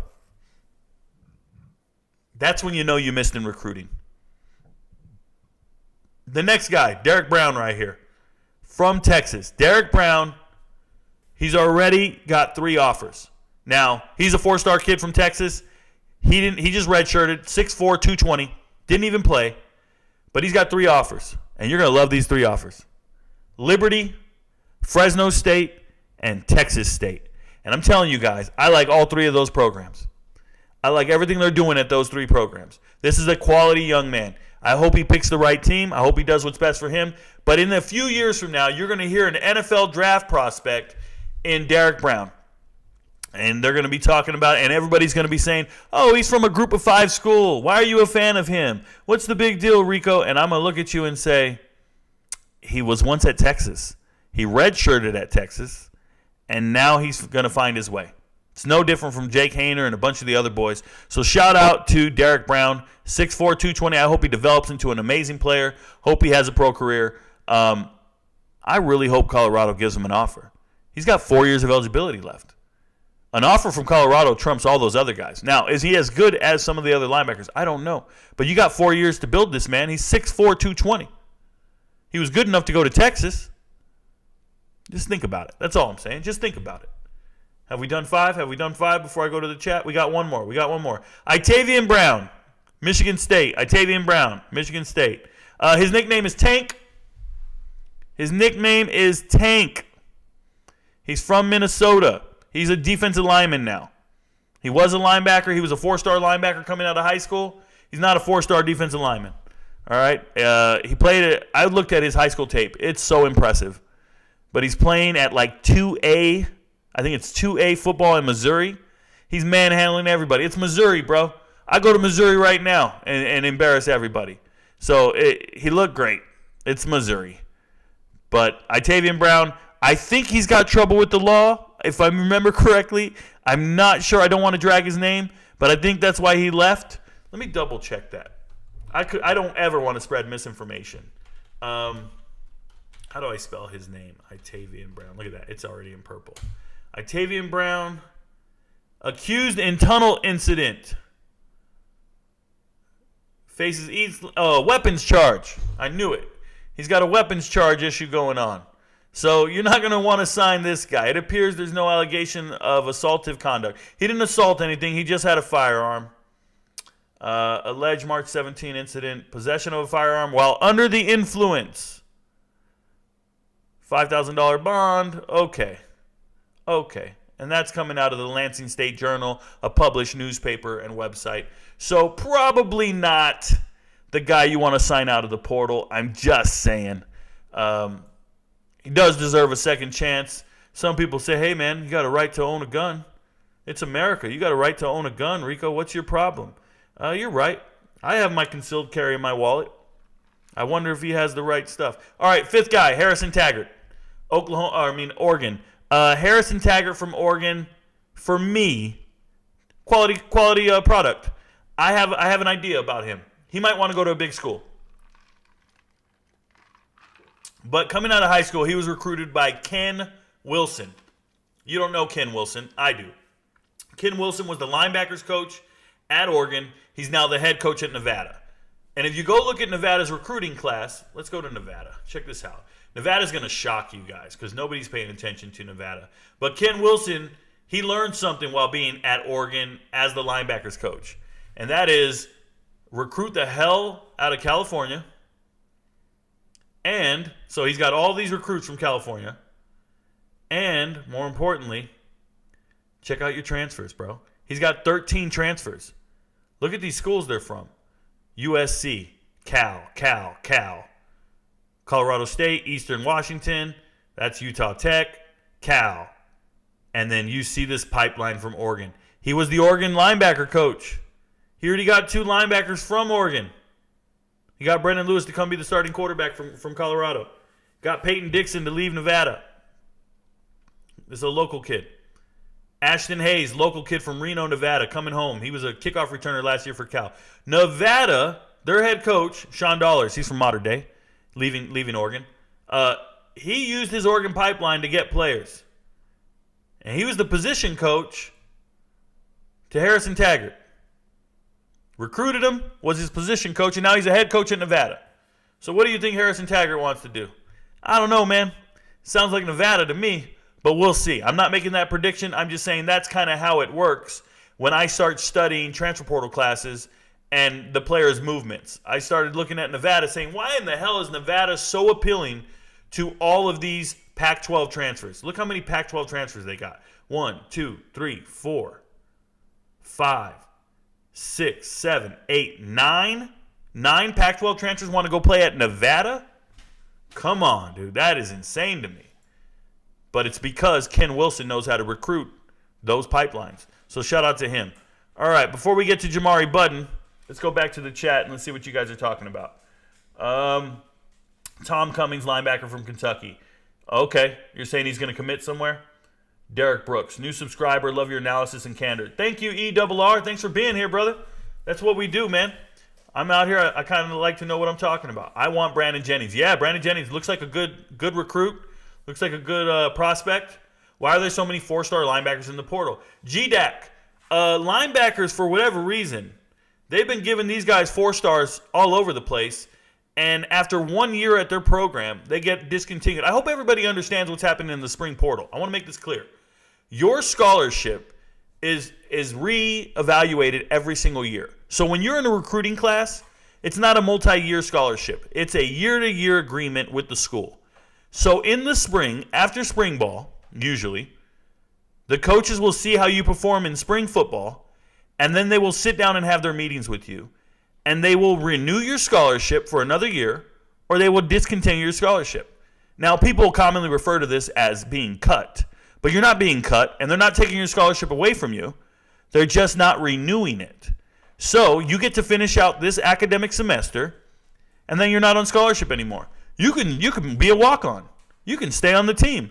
You just don't have a scholarship anymore. So what every player does at that point is jumps into the transfer portal. They jump in the transfer portal, and they try to find another scholarship. And that's what's happening here in the spring with all these redshirt freshmen in the portal. So when you see all these 4-star guys in the portal, what really happened is the coaches are over-recruiting positions. And then they're saying, okay, we over-recruited this specific position. You need to go, you need to go, you need to go. And then they identify the players. When you see a player jump in the transfer portal before the spring game, they did that on their own. They're leaving on their own. The coach didn't tell them to leave. They got processed out is what we call it, processed out. Now, you can't lose your scholarship for athletic reasons. If you go Google it anywhere on the internet, you go look at it, you can't lose your scholarship for athletic reasons or underperforming. You don't lose your scholarship. You keep it up until its expiration date, and then they don't renew it for the following year. It's a technicality. You're not losing it. You run its course. You keep it for the year you had it, and then it's gone. And that's why all the players had to leave Colorado. Coach Prime did not renew the scholarship for any of these guys. It's common when a coach takes over. But there's another way to process kids. You can push them out. Make up team rules. Say you will not get your scholarship renewed if you miss 3 meetings. And then put your meetings at certain times and don't tell the kid the times, and then he missed the meeting and then he's gone. That's what they used to do. But they don't have to do that anymore. They got the transfer portal. You can just push them to go. It happens. So Yeah, shout out to that. That's how it's occurring. That's why there's so many 4-stars in the portal. A lot of guys go to the school for 1 year, they get a chance, and it doesn't work out, and then they go. And if you try to drag the school and tell the world that they took your scholarship, all you're doing is burning a bridge because every university does it, and you're trying to call out certain coaches. You shouldn't do that. I'll give you an example. There's a corner, and I haven't talked about corners. I'll talk about corners tomorrow. There's a corner. I can't find him on here. Well, because he already committed. So let's go to Louisville. ACC Louisville. There's a corner from Grovetown, from my city. Marcus Washington. He just committed to Louisville this week. 4-star kid. Stud. Went to Georgia for 1 year. And Georgia sat him down and said, hey, we're not renewing your scholarship. So he had to go find a new school, and that's what he's done. That's really happening at these schools. And he was only there for 1 year. He was the 5th best corner in the country coming out of high school last year. But there's people on the depth chart ahead of you. We're over-recruiting our classes, and we need to free up scholarships. These colleges have no limit on the high school classes that they can sign. Everybody thinking the transfer portal is hurting high school kids. It's not hurting the high school kids. Let me show you guys. This is why I tell you it's not hurting high school kids. Because if I go up here and I click on football recruiting and I go to team rankings and I go to 2023 and you look how many kids are signed to each school, each class. 28, 26, 25, 26. There's a 20. But for the most part, these classes are the same size they've always been. They're the same, and in some cases, they're larger than they've been because there's no limit on the class right now. They can go over 25. The limit used to be 25. On average, all these classes come out to about 20. But you're going to see Duke at 26. You're going to see Colorado State at 31. People don't understand. The high school classes are not any smaller than they used to be. All there is they're over-recruiting. It's the COVID year. They gave everybody an extra year of eligibility, and they didn't increase the limit on scholarships. You're only allowed to have 85 scholarships. They said everybody gets an extra year of eligibility. 2020 didn't count against you. So you take your recruiting class of 25 kids, 25 kids, 25 kids, 25 kids, 4 years, and then you redshirt them. So that's 5 years. That's 125 at that point. And then you said, okay, get an extra year. It's 150 kids. And you're supposed to fit that into 85? Well, then I hope some go pro early. I hope some don't redshirt. I hope some are academically ineligible. And then we still got to trim the fat. And this is why Alabama has 20 kids in the transfer portal and only signing 2 or 3. Because they've been signing 30 kids to their recruiting classes. Right? It's insane. People don't understand. When you start looking at just transfers alone, and you look at the size of these transfer classes, you can't do this when you're signing 20 kids every year. Where do you find the scholarships? Somebody's got to go, and they got to make that cut. And that's why when I pull it up and I look at certain teams, and I don't know where they put Alabama on this list, but it should be really low. They might have put it in 120 range. I don't know. They're embarrassing if they have it any higher than this. They don't know what they're doing. It's a website. There it is, Alabama, 65th. What a joke. But when you go look at it and you see their 3 commits, you see the 3 commits from Alabama. Look how many are leaving right here. See this column? Look how many are leaving. Look how many have left. And it's because they signed a recruiting class of 30 people. It's just something to think about, okay? The classes, I do this all the time, right? I've studied this. Let me show you guys. On3, transfer portal. Once again, the way I look at it is a little different from everybody else, but I can show you. You got to expand it out just so the top bar lets you see transfer portal rankings. Then you want to click on one of the teams, and then you'll get the right view you want to see. And then you can go here and you can say, all right, SEC, let me go see Alabama. Boom. And what is Alabama doing? Transfers out. All the people leaving Alabama. Well, we know transfers coming in is 3. So that means 20 are leaving. Why are they freeing up 20 scholarships? Why? Well, because they need to. They keep signing classes of 30 players. And if you sign 30 players, let's say you just do 25. You do 25, 25, 25, you get to 100 in 4 years.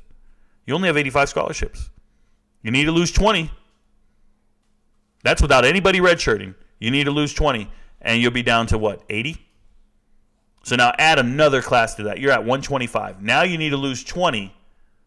You need to do that back-to-back years. So they lost 20 this year. They're going to lose 20 next year. Watch. Remember where you heard it first. They're going to lose 20 next year and not give a damn about who they're losing because they're losing every player not in there too deep. This is why I don't get excited about recruiting classes because they're going to cut the guys in that recruiting class that they all talk about. You know, when you look at recruiting classes and the rankings, let me show you guys something. Somebody asked me just yesterday, is Oregon becoming a perennial power? Because they were talking about their recruiting at Oregon. And they told me, you should see their recruiting classes for the last 3 years. They've been amazing. And that's what they told me. This is happening in my DMs. So I'm like, all right, well, let's go look at Oregon's recruiting class. And let's go back to 2021. What's it been, 2 years? 6th best recruiting class in the country? 6th best recruiting class in the country, 2021. And let's go down it. Deontay Thornton at Tennessee. Bram Walden, transferred. That's 2. Keith Brown, that's 3, transferred. He's in the portal right now. 4. Seven McGee is 4. He's at Jackson State. 5. Maloki's gone. I don't know where he's at right now, but he's at 5. 6. Byron Cardwell at Cal. 6 so far. Jonathan Flo at Arizona. That's 7. Keanu Williams, forget where he's at. Maybe UCLA. That's 8. Brandon Buckner, he's at like Western Kentucky or something. That's not, or no, he's at Memphis. That's 9. 9 of the damn class is gone in 2 years. 9 are gone. And so what does this rank? What does this rank when you get rid of 9 of the 23? Get rid of 9 of the 23. Come on, bro. That's more than 40. That's 40% of the class. And that's with every team. That's not just Oregon. That's everybody. That same year. SEC, go to Bama. This is why recruiting rankings are irrelevant to me. These players never play for these schools. Tommy Brockermeyer, gone. He's at TCU. There's 1, gone. Kamar Wheaton, is he there? Is he there? I know Ajay Hall's not there. JoJo Earl's not there. Christian Leary's not there. James is still there. You tell me what's up. I'm just pointing out people left and right. It's nuts. Anyways, that's how I feel about it. All right. Drop that like button, amigos. Oh, drop the like button. He's letting you guys know. Drop the like button. What do you think about running back Demi? Off subject from talking linebackers. Yeah, so Demi Sumo, if you want me to talk about running backs, I talked about him a couple nights ago. You can go watch the video. I will retouch on position groups. I do a different position group every night. So when I get to running backs again, I'll be sure to hit up and talk about Demi. I'll add it in there. So hopefully you see it in the next couple of days. I've got tomorrow I'm going to do DBs. And then, I think I'm going to do DB. I think I'm going to do corners and safeties together. Does that sound right? Yeah, I'm going to do corners and safeties together tomorrow. And then I'll start over again. So I'll talk about running backs in about 3 days. And I'll give you your answer then, baby. Do you think Shedeur Sanders should enter the 24 or 25 NFL draft? Well, I think he should go when he's best prepared and ready to be a draft pick. I think next year's quarterback class is loaded. I don't think he should go next year. I think he should wait till 2025 and do his best he can. How have you been, my guy? How are you getting into covering track? How did you get into covering track? Well, I ran track in high school. I was a hurdler. I set my school record in the 300 intermediate hurdles. I used to run the 110s, 300s. I did the high jump for a little bit. I also ran a 400 here and there. So I've always been a track guy. I was a track athlete. And I started following it and never stopped. I enjoy track meets. I enjoy everything about them. So that's how I did it. It was a passion. I did it, and I just kept following it from there. What happened to those 3 Ohio State football players that got falsely accused and their scholarships got taken away from them? Daddy Bryant, I am not sure who you're talking about. I apologize. So I owe you an answer on that. Next time I see you, we'll talk about it. I'm not taking notes, but I am taking mental notes. And if you know anything about me, my mental notes are pretty good. Rico, love the channel, bro. Shout out to you, Digital Assets Jared. Appreciate you, bro. Thanks for being here. Congrats on 2K. Oh, I got to 2,000. Let's go. We're on a journey, guys. We're here to grow. It took me about 2 weeks to get to 2,000. My goal is 100 a day. So let's do 700 a week. Let's get 100 people a day, and that'll keep the doctor away. I appreciate it. Got to go, Rico, but you are great, informative. Hey, it's okay if you got to leave, GDAC. Next time, just catch the live stream when you get a chance. Come back and watch it. You guys don't need to be here the whole time. It'll be cool. That's some cold-blooded stuff. All right, appreciate you. Any thoughts on JB Brown, Bowling Green linebacker to KU? Hey, I talked about him on my TikTok many times. I think I've talked about him at least twice. If you guys want to try to find it, when you go to TikTok, search hashtag transfer portal, all one word, and then hit a space, hashtag, and then pick your school of choice. Pick your school of choice. Doesn't matter who it is. So hashtag transfer portal space, hashtag, and in this example, Kansas. And then hit enter, and then hit search on your phone for your TikTok. And when you do that on a TikTok search, it will show you every video with those 2 hashtags in it. You're going to find a ton of videos from me because that's how I hashtag my videos for searching and indexing. So you'll hear me talk about JB Brown being a transfer from Bowling Green. I think he's a part of the upgrade movement at KU that Leopold's doing. Leopold, the head coach at Kansas, he has flipped this roster. He's improved the talent, and one of those players that he's improved the talent with is Brown, JB Brown from Bowling Green. I think he's an upgrade at linebacker. I think he's a reason a couple linebackers jumped in the portal and left. So shout out to JB Brown for being the one. Rico, how do you think Lincoln Riley is doing with the roster overturn? Lifelong SC fan. So, Assets Jared, Lincoln Riley is the damn blueprint for how to take over the world, bro. Like, he is dominating the transfer portal. He's doing 1-for-1 swaps. He's not doing what Alabama's doing. He's not dropping 20 so he can sign a bunch of dudes out of high school. That's what Alabama and Georgia are doing. That's not what Lincoln Riley's doing. Lincoln Riley is finding all conference guys in the portal and saying, all right, I'm going to sign that one, and we're going to get rid of this one guy. And every time he finds someone in the portal, he gets rid of one guy. And he just keeps upgrading, right? FIFO, first one in, first one out, right? Or LIFO, last one in, first one out. Yeah, last one in, first one. He's doing some type of stocking here, some type of resource management, and I really like what he's doing. So shout out to Lincoln Riley. I think it's a recipe for success. If you saw, he signed a ton of it to his front seven. He signed so many guys to the front seven. 2 really good linebackers, Mason Cobb being an all-conference guy coming from the Big 12, Mohammed coming over from Georgia State. Great DB from Arizona, just really addressing their needs and what they need to do. Now it's a matter of them putting it all together on the field. It's a matter of them winning games. Now, they were 1 win away from the playoffs. Let's be real. They're 1 win away from the playoffs. So it's not like they need to rebuild anything. But that conference is difficult, top to bottom. The strongest conference in the country. I know there's a bunch of SEC fans are going to lose their mind, but SEC has 3 really good teams, maybe a 4th at best, but the Pac-12 has 6 ranked teams with 6 professional quarterbacks, and they had the most ranked teams last year in the final poll. They're going to have it again, and this is even with voters hating on UCLA.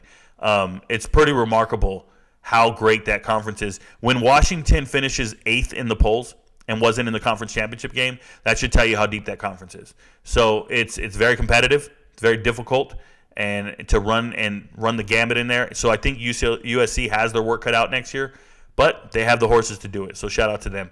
I like what Lincoln Riley's doing.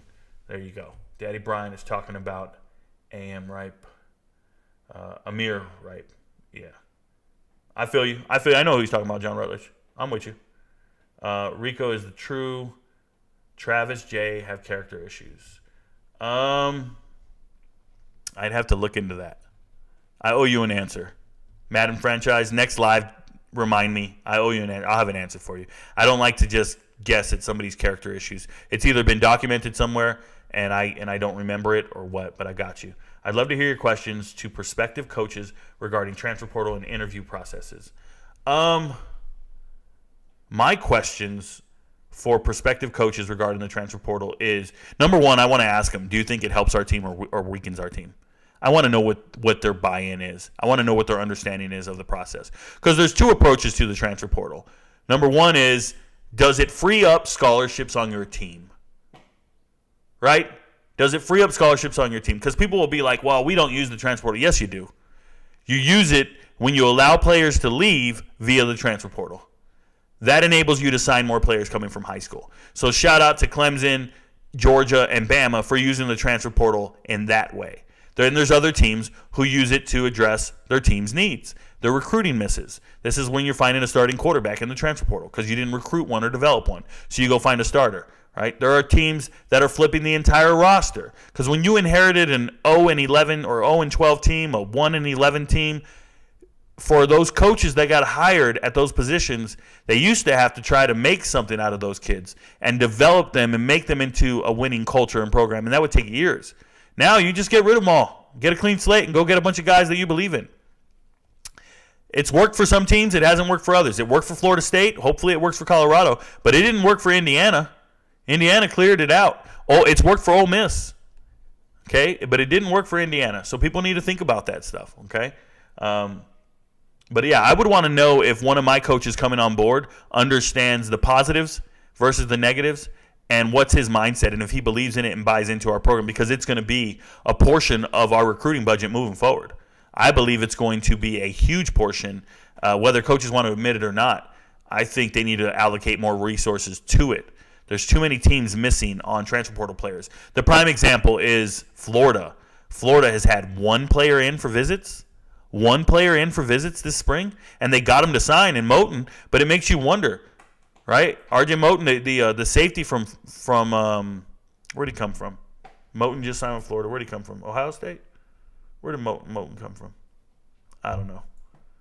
I forget right now. But the point is you didn't even get guys in the door because you're too busy not allocating enough resources to it.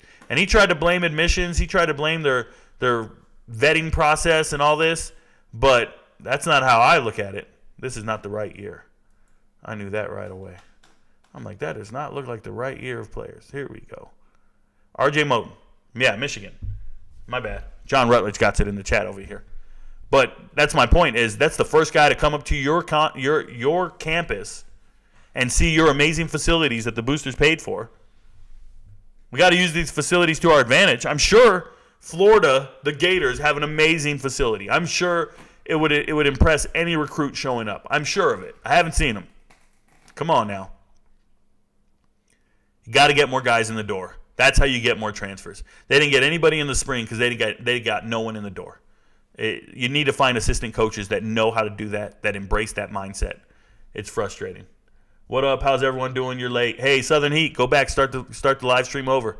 Put the speed at 1.25 and you'll catch up. It's no big deal. Rico, Tyreek Johnson, the transfer from Nebraska, was he at Ohio State first? And if so, I need a guy that played corner and safety. I need a guy that played corner and safety. Okay. You sound like you're planning a fantasy football team of some sort. I don't know what you mean by you need him. It's pretty nuts. The plug. Shout out to you, Lawrence Collins. Good to see you again, brother. Get your re-up, man. Get all the time. I'm here for you. In my opinion, transfer portal allows many schools to extend interview processes on recruits they might be unsure on. So, yeah, Steve, it does and then it doesn't. Let me explain. Oftentimes, with the amount of turnover with coaches, you might have recruited a kid and then you don't have that same job anymore. You're at a different school by the time he hits the portal. This is what I've seen a lot of. A lot of these coaches have moved on to different positions. They were position group coaches. They're now coordinators. They went to a different school. So they're not just doing a prolonged recruitment or assessment or vetting of that individual player, because once they move to a new school, a new position, it's a different demographic, a different geographical region, right? Some kids are wanting to come to your school because they want to come back to home, and you don't even know the kid. I see this everywhere. But it's one of those things. So I'm trying to study the trends behind that and how the relationships play. I'm paying attention to all of it. But shout out to you, Steve, for actually having a coherent opinion on it. That's pretty damn awesome. I appreciate you. So pretty cool. Moten transfer from Michigan. All three of you guys let me know. Thank you very much. Everyone, regardless of profession, thinks they're great talent evaluators, but in real life, it's a very specific skill. Yeah, I believe that. I've had a very long history of evaluating talent in the military. That's what we do. We even send them to these boards where we evaluate them and we see them in person. We get a bunch of reports in front of us and tell us how great they are, and then we get to meet them and we look at them. Even their supervisor tells us how great they are. And then we meet them face to face, and I go, oh, no, this is not the guy. I'm not putting this individual in front of people to lead. This guy can barely speak. His writing is substandard, things of that nature. So, yeah, evaluating players is difficult. If you think evaluating players is difficult at, the NFL draft, and they have scouts dedicated to it, they have entire interviews, they have a combine, try evaluating players off of a damn huddle film. Try evaluating players from their high school coach who's going to say he's the best player I've ever seen in my life. He's the best player that's ever attended this school. It's much more difficult to recruit players and be accurate with the limited resources and exposure versus the NFL players. And they miss all the time with all that extra people. So just something to think about. Oh, look at that. I'm not even reading the chat. And there you go, Rico. So university support staffs are almost like NFL front offices now. To some extent, there's a way of allocating your resources and your people to address certain issues. Yep, to some extent. Was the guy who played corner and safety at Ohio State? My bad. I'm talking about Tyreek. I owe you guys answers on all this. I got no answer there. I haven't looked into it. I apologize. Defensive lineman from Kentucky. I talked defensive lineman yesterday. Are you talking about because he's visiting, Q-Dog? I will get back with you guys when I get back to defensive lineman again next week. I will talk about specific players and we'll move down the list. But as of right now, I'm going to get back to the linebacker list. I accidentally scrolled too far. Where were we? We're about to talk about Jamari Budden. Jamari Budden from Penn State. He is actually not available in the transfer portal. Jamari Budden already committed to New Mexico State. Shout out to New Mexico State for getting a guy that would never go to New Mexico State. And New Mexico State's for real, guys. They won their bowl game. They won 7 games. It's sheer luck how New Mexico State got back on the map. I want you guys to know this, that New Mexico State got their head coach just purely luck. Their head coach is Jerry Kill. And if you don't remember Jerry Kill, he was the head coach at Minnesota before P.J. Fleck. And the only reason he left is because he had like a medical issue going on. He had some medical issue going down, and I want to say he was even the interim head coach at TCU after they let Gary Patterson go. After they let Gary Patterson go, they had an interim coach. It was Jerry Kill. And then he went and took this low expectation, low stress job at New Mexico State. And he's winning. And he's doing great. Because he's a great coach. He's an FBS level coach. A Power 5 level coach. And he gets to New Mexico State and he's like, yo, we're doing this. His transfer portal class is top notch. It's worth talking about. His transfer portal class, if you look, where do I have these guys? I think it's going to make a huge impact. There it is. I have them at 15. They got 10 transfers and 6 starters out of those 10. Now, there's a typo on On3. On3 doesn't know what they're doing. Careful when you go look at the class at On3. They actually have, let me see here, On3 transfer portal class. If you try to look at the class on On3, you're going to lose your mind because they're not getting all the players that On3 has them getting. They're getting 10, but I can't believe they're getting Budden from Penn State. Not the best transfer, but one of their best. But New Mexico State here. Check this out, guys. Transfers coming in. And if you go and study these transfers coming in, and you see all these guys, look how many they got. 1, 2, 3, 4, 5, 6, 7, 8, 9, 10, 11, 12. They got 12 guys here. Not true. They're only getting 10. And that's because Marvin Covington and Byron Washington are not coming over. These guys, they're going to New Mexico. And these guys don't know it. On3's just got a typo in here. You wouldn't even know it's not true because you would just believe what you're reading and seeing.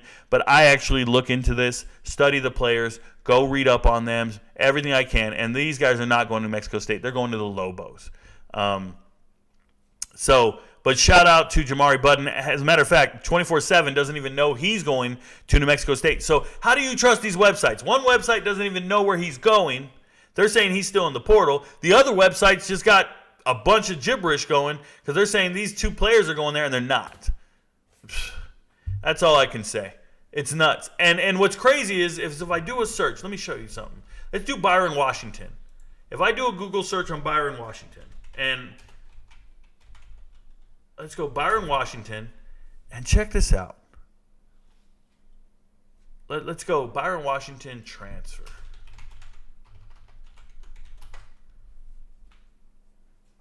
Huh. Maybe it wasn't Byron Washington. Maybe it's the other kid. Let's try Marvin Covington.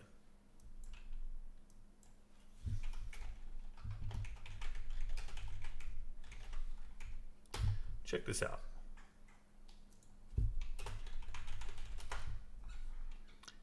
TCU transfer, Marvin Covington commits to New Mexico Lobos. Guys, this is a story from On3. This is On3 telling you he's going to the Lobos. But when you go to their listing, they have him going to New Mexico State. What are we doing? The website contradicts itself. They contradict themselves. You guys want me to trust this shit? This is crazy to me. But here's how you got to trust it. You got to go to the school website. And when you go to the school website, you will see the Lobos down here. You got to go way down on the list. And he's already there. So he was at TCU, led it for one season, and now he's at the Lobos. And he's been there. He's already got a uniform on and a picture.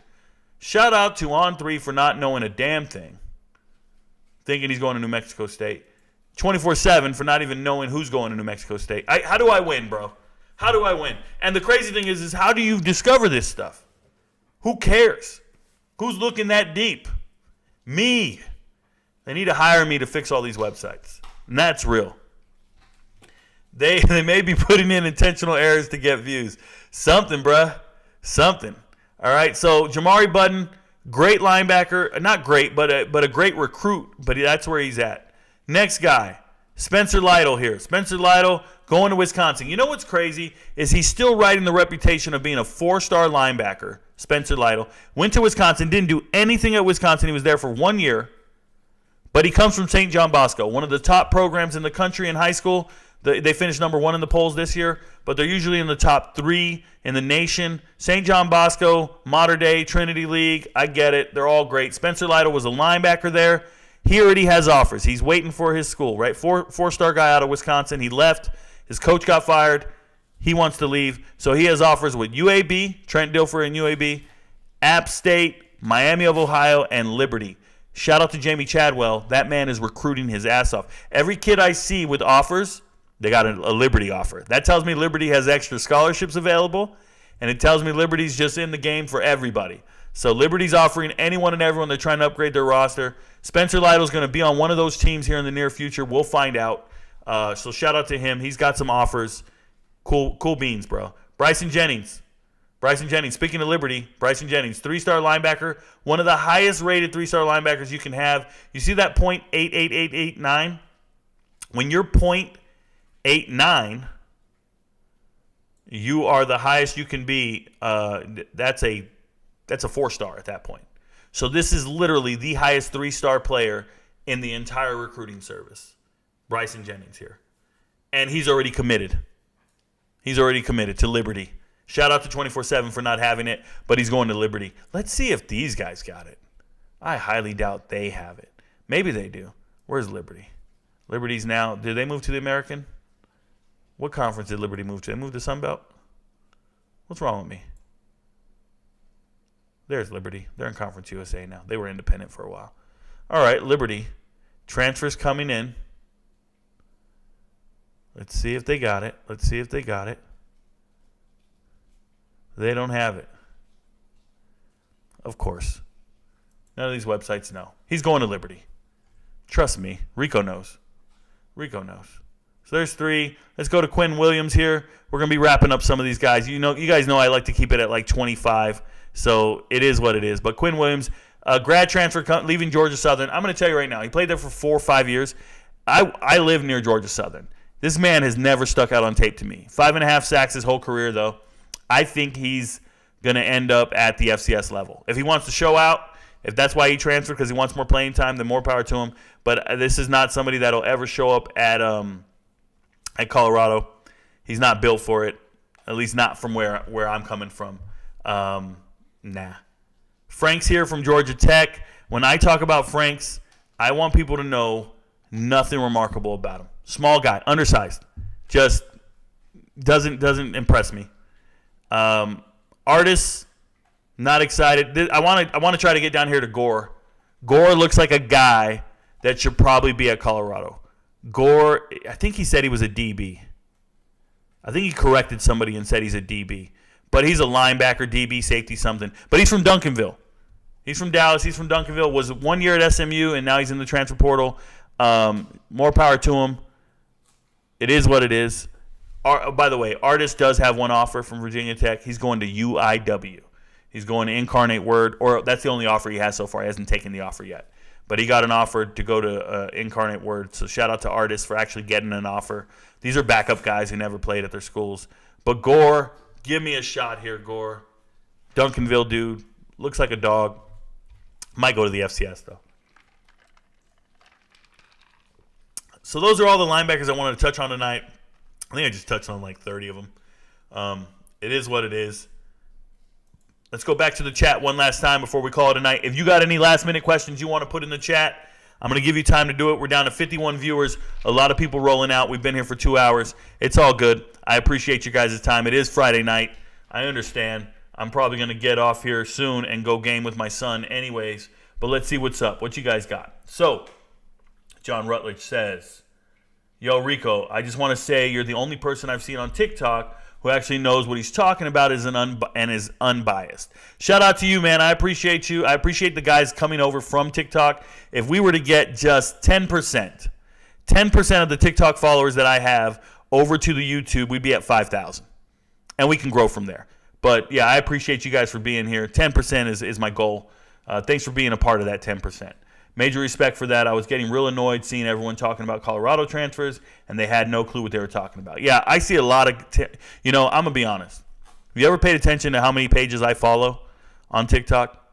I follow male comedians, some women for thirst traps, and that's about it, bruh. I don't follow any of the sports guys. I got 2 guys I trust that are cool with me, CF Budge and Mr. Lightwork, Coach Lightwork. Outside of that, bro, I don't follow anybody. I think all that content is trash. I find it boring. I don't even want to see what people create. I get tagged in so many things I don't even want to watch. Sometimes people send me articles or send me links to different videos. I don't like any of it. And they'll be like, Rico, can you please help this guy out? Can you teach him something? Like, I have no desire to educate these people. I'm on my own grind. I'm on my own methods. So yeah, stop tagging me in the crap. But like I said, if you have any more questions about sports tonight, about linebackers, about who we've talked about, or anything in general that you think I might answer, put it in the chat now. We got about the last 5 minutes of the show. Let's rock. Serious question. Did you bait the ex-coordinator into his snarky post? No, Steve, I didn't bait him. I'm not skipping that question. I already answered it. Listen, man, somebody clipped me on the link. Somebody put me on it. And these guys were talking about how there's 7,000 players in the portal. There are 7,000 athletes in the portal. They ain't got football players. And then of the 1,700 football players in the portal this spring, 1,400 of them are there against their own will. They're not there because they want to be. But there are scholarships available. They didn't jump in there because they're unhappy. The coaches didn't continue their scholarships. They're in there trying to fight for their lives. And there are scholarships available. You hear me saying names, and there's offers to these kids. But even if you lose your scholarship, and even if you jumped in the portal and freed up a scholarship, it's not going to a high schooler. That's what they said in the initial video. It's not going to a high schooler. There's not a bunch of high schoolers sitting around, late qualifiers, still waiting for an offer. No, it's going to go to another transfer portal player. So if it's going for a one-for-one swap, one kid jumps in the portal, you grab one out of the portal. It's a one-for-one swap. And then he says, well, why this is taken away from JUCOs? Well, sure. I don't want a used car. I want a new car. I don't want a used car from that lot. I used this analogy last night.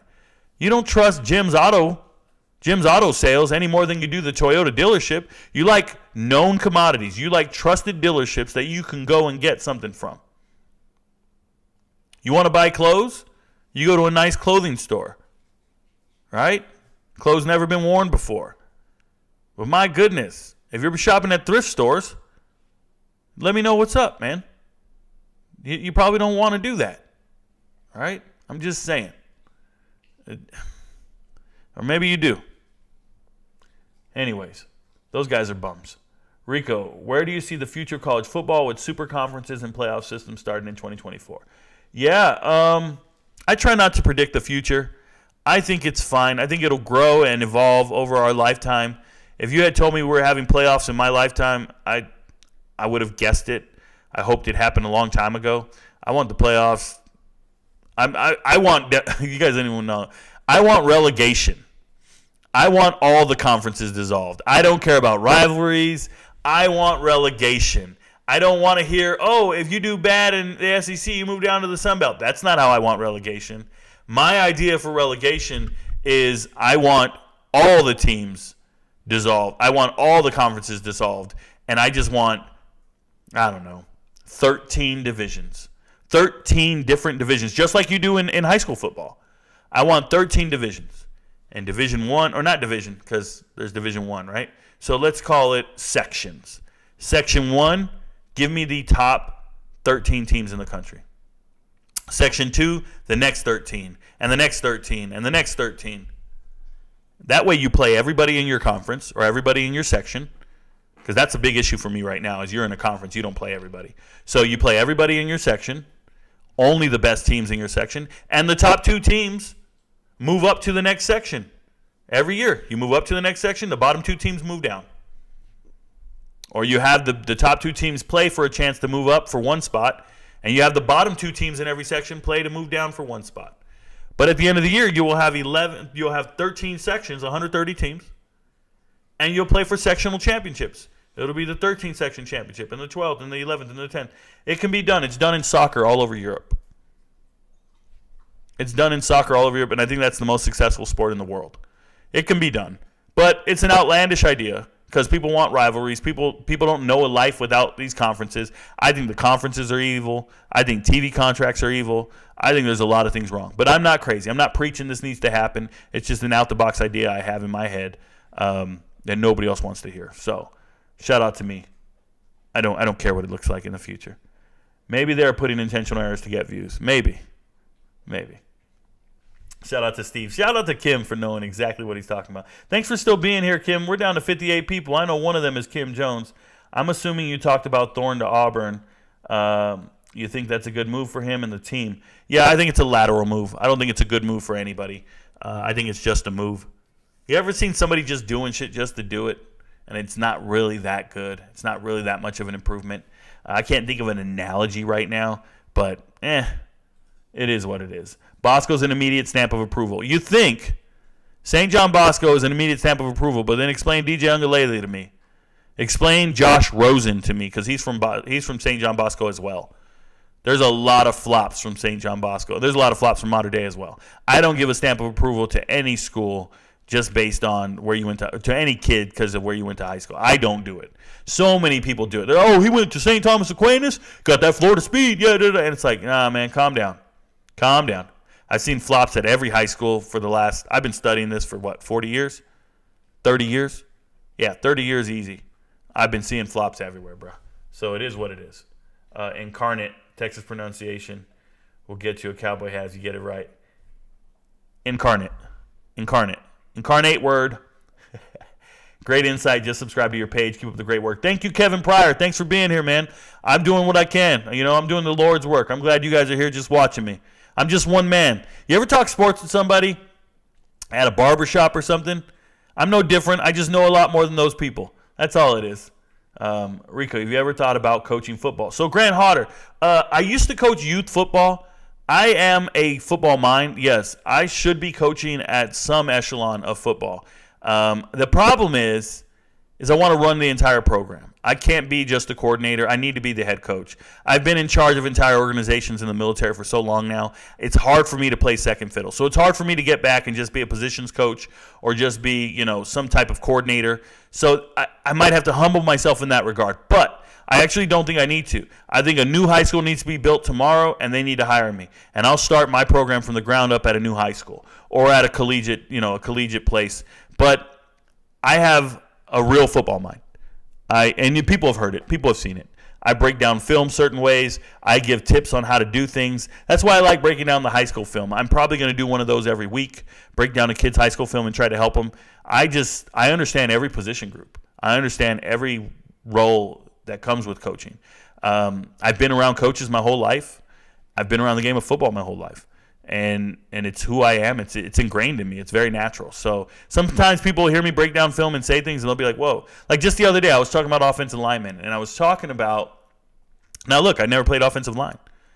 But I remember I was watching the film, and I'm like, oh, this team is struggling. That guy just missed his backside cutoff. Oh, what? He doesn't know how to reach block? Oh, he got the wrong guy in the zone block. Oh, he didn't do this. He didn't get to the second level. He was supposed to continue on his path. How did he miss a down block? I'm going for days. And I'm not even trying to teach them the technique of how to block. I'm just assessing film and what they do right and do wrong. And, it's all the same wherever you go. Once you learn the fundamentals of football, then you start refining it from there. I was talking to a linebacker the other day, Kamara Mathudi, the number 2 inside linebacker in the country in high school, class of 2024. I was talking to him in my DMs, and I was explaining to him how to make reads, reading the running back through the guard.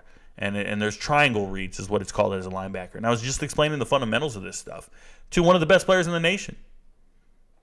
So what are we doing? I'm giving out all this free game, but in reality, I don't know. I don't know what coaching staff is supposed to hire me. I don't know where I'm supposed to be, but I know that I'm unique in that regard. I'm not like everybody else. We know this. It's evident. But what do we do with it, So, and then the guys who do the coaching, like that old dude who was talking that shit on his podcast, those guys are threatened by somebody like me who just shows up out of the clear blue sky and has more natural ability to do something and to articulate something and to teach something than they ever had in their life. I just naturally do this. I can walk into a room and captivate people and speak intelligently on topics, and they don't understand that. I've been doing it my whole life, and I've been doing it as a professional. When I go and speak in public in public forums, I speak to hundreds of people at a time, and it's natural, and that's a threat. These guys, these hillbilly dudes, these guys don't understand. They don't understand. There's people like me that if I applied myself and chose to do that profession, I'd do it better than you. Like, I'm not a food server. But if I was a food server, do you guys understand I could memorize everybody's order all night long, never writing it down? And then at the end of the night, I could recall everything people ordered because I have a special mind? Like, that's what I'm saying. People don't understand me like this. I sit here on live with you guys, a live stream. I've done hours on TikTok, hours of live streaming, answering questions about sports, naming players, talking about things, and a guy will just sit there. Finally, somebody will just go, man, how the hell do you recall all this? And I look at you and I just go, hey, this is natural to me. This is what I do. I just talked about 25 linebackers. And just go, oh, yeah, this guy's life story and this guy, this was it. And I just have a backstory to everything. Every day. I've done 25 guys every day this week, and sometimes I do 50, right, because I do 2 position groups in a day. But we're talking about quarterbacks, running backs, wide receivers, linemen, D-line, linebackers. That's 6. That's 150 people. And I can tell you everything about 150 different dudes off the top of the dome. And it ain't nothing. That ain't shit to me. Because there's already 1,000 guys that signed to teams, and I already talked about all 1,000 of those.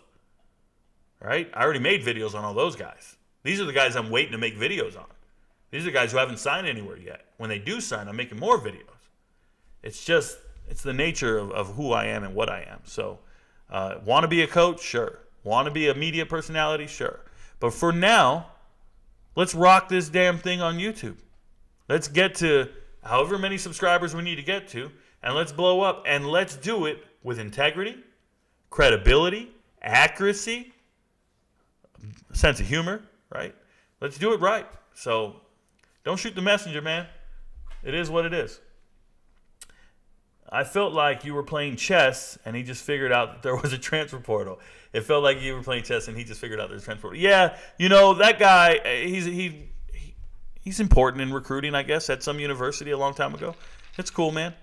There's I'm an expert in cyber. And when you're an expert in computers, you can never rest on your laurels. And that's because computers are always changing.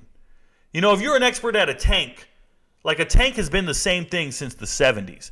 Tanks have looked the same. They kind of operate the same. They might build a new tank, but the gist of it is the same, right? A fighter pilot, a jet or whatever. They might upgrade the cockpit, but the gist of the jet is the same. Computers? If you're an expert in computers 3 years later, you will be completely obsolete if you didn't stay on top of it. Because the operating systems change, the technology changes, everything about it changes. Computers are out of this world, and they're changing at such a rate you can't even fathom. So to be an expert at cyber and work for a 3-letter agency, you have to be on this ever-evolving role. And I've been doing it for 10 years. So when I apply that mindset and that logical mindset and that troubleshooting mindset and that attention to detail, when I apply that to college football, this shit is moving like molasses to me. I'm like, oh yeah, the rules change next year. I got all year to figure out this. Okay. And that guy says, you think you know all the rules? Yeah, bro, I read them all. I talked to coaches, got informed, and it's not an ever-adjusting world to me. I'm good. But I think dinosaurs like him haven't adjusted. That's what I think that is. So sorry to talk about something so obscure on this live stream. Some people watching this might be like, what is he even talking about? My bad. So it is what it is. Let me go back to this chat here. How do you feel about coaches' playoff expansion? How do I feel about coaches' playoff expansion? You mean the playoff expansion in football? I like it. I like it. Relegation makes so much sense. It will never happen with power structure yet, but it would be perfect for sure. Terrence Lewis, UCF, is a great linebacker option. Frank White. Terrence Lewis been arrested multiple times. He has never played a down of college football. He is a terrible linebacker option. He did not play at Maryland. He did not play at UCF. You do not want that man on your team. I believe he's going the community college route. He will not get an offer from anyone. That is not a 5-star player. Do not get excited about it. Stop reading stars and get to know the players and who they are. Put in the research. Put in the time. Terrence Lewis is under 200 pounds. He is not a real linebacker. There's nothing remarkable about that player. Not a good fit anywhere, at any program. Let him go 12 months without getting arrested. And then maybe we'll think that he should have a profession. Like Jimmy G to the Raiders for Derek Carr is a decent analogy. Not analogy, but comparison. Yes. A lateral move at best. I believe that I was your first subscriber. Willie Bobo, I don't know. New subscriber Rico, you showed up on my YouTube feed shorts. Wow, I showed up on your YouTube. I don't even post shorts. I intentionally don't post shorts. I don't want any of my videos under a minute. So that's kind of intriguing. The fact that I convinced you to be here in less than a minute is pretty cool.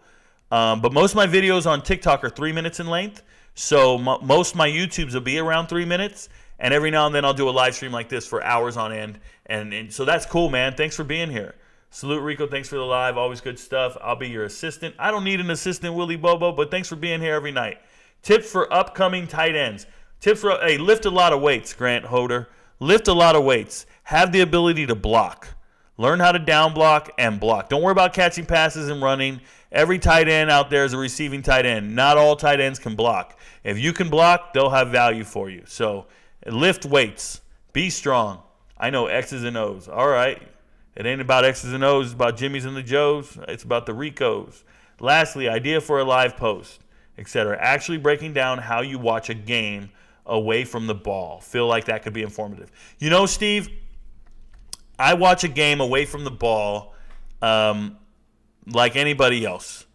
I know what to look for in tendencies. I try to pay attention to, like a DB. Are they getting out of their back pedal? Do they turn their hips? Are they trying to jam? Do they understand the down and distance? Sometimes I will see a guy on like 3rd and 3, and he's backpedaling, and he gets beat on a 3-yard hitch. And I'm just like, why? Why are you backpedaling? Do you not know the down and distance? Are you not cognizant of the scenario we're in? You know, and I see it all the time. I see guys backpedaling at goal lines. You need to jam and not let him get into his route. It's frustrating to me. But yeah, I do watch a ton of film away from the ball. I don't really want to bore people with how I watch film, because some kid's going to come in and go, "Oh, you watched that? I had the all 22 last week, and I saw." Dude, it ain't saving you guys. All that all 22 film and still don't know what the hell you're looking at. It doesn't impress me at all. It's crazy. Have a wonderful night. Single de Mayo, good night. Thank you very much. USC had a coach. I can't remember his name. He retired to Coachella Valley. R.I.P. Coach must love. Are you talking about John Robinson? Are you talking about John Robinson? Did John Robinson die? Is John Robinson no longer here with us? You're probably talking about John Robinson. Or are you talking about McKay? John Robinson, USC coach. Yeah, former USC coach. I believe he died, 87 years. Or he's still alive. John Robinson's still alive. He's 87. He lives in... Where's he live? That's my bad. I think you're talking about somebody else. You have to let me know. I apologize. How long until you can receive super chats? Shaquille Oatmeal would love to support the work. Thank you so much, man. As of right now, I believe I can monetize my channel once I get 4,000 hours. Once I stream 4,000 hours. I'm not quite there. I'm like at 2,500. I've only been doing this for about a week or two. So you guys need to keep watching my live streams. That'll get me there. Watch my videos, watch my live streams. It will eventually get me there. And then we can do super chats from there. You guys can tip me. But until then, it is what it is. Thank you so much, Shaq. I appreciate you, brother. But just keep watching me. That's all we can ask for. That's okay. I love the stories. Thanks, Willie Bobo. Thanks for loving the stories. Thanks for wanting to support, guys. I would love all the support in the world. There are a couple of shorts out there of you. Yeah, I made a couple initially, Big LT. Once I realized they wanted me to get like 10 million views on shorts, I stopped doing that. And now I just do regular videos and live streams. But yeah, there are a couple out there. Cool. Kim, I agree. What did Kim say? Steve is fascinating to sit next to him watching a game. Oh, yeah. So shout out to Kim. She's actually watched football with me. What you guys need to understand is I will push pause on a game and start explaining things that no one else sees, and then hit play and show you how it happened. I'm very informative when watching football games. It's much like when I watch UFC. I know Steve has watched UFC with me. I live stream MMA fights, and I explain all the moves. I explain what somebody's doing. If you didn't know, I'm an MMA expert as well. I'm an accomplished martial artist, MMA fighter, and one thing that's true, I've been teaching it for 20 years, and I was a fighter when I was younger and in shape. I'm 40 now, but I'm still in shape, but I don't fight anymore. But when I watch UFC with these guys and they hear me and I start talking, imagine watching a football game with me and I'll just start explaining all kinds of randomness. And poor Kim, she was here during football season with me in the house, and she was like, "What in the world? Like, what are we watching?" We were watching high school games. We were watching high school state championships, and I'm going, and I knew the kids' height and weight and all the players. She's like, "How do you know these high school kids' height and weight?" I'm like, "Oh, that kid did this. This kid's going here." I knew all their offers. I think I watched maybe 6 games in 2 days, and poor Kim is cooking in the kitchen, listening to me rattle off ridiculousness about all these players. It is really, and then the announcers would say it after the fact, right? Because everything I say, they say later. If you watch a UFC fight with me, I'll say something, and then like 20 seconds later, Daniel Cormier or Joe Rogan will say it. And everybody kind of just looks around and goes, "Oh my God, Rico said exactly what these guys are saying." It's just, there's no delay because I'm on live stream. And I don't have somebody in my ear feeding me some interesting tidbit the way they do. They have whole crews backing them up. I am the guy that should be backing them up. I am the guy that should be saying it. That's my biggest problem. I don't want to be a statistician in the background. I feel like I'm the face. I'm the voice. I'm the voice of reason, and I feel like I can articulate anything. But they usually hire an ex-fighter, and then they have a smart guy in the background feeding them information. So That's me, though.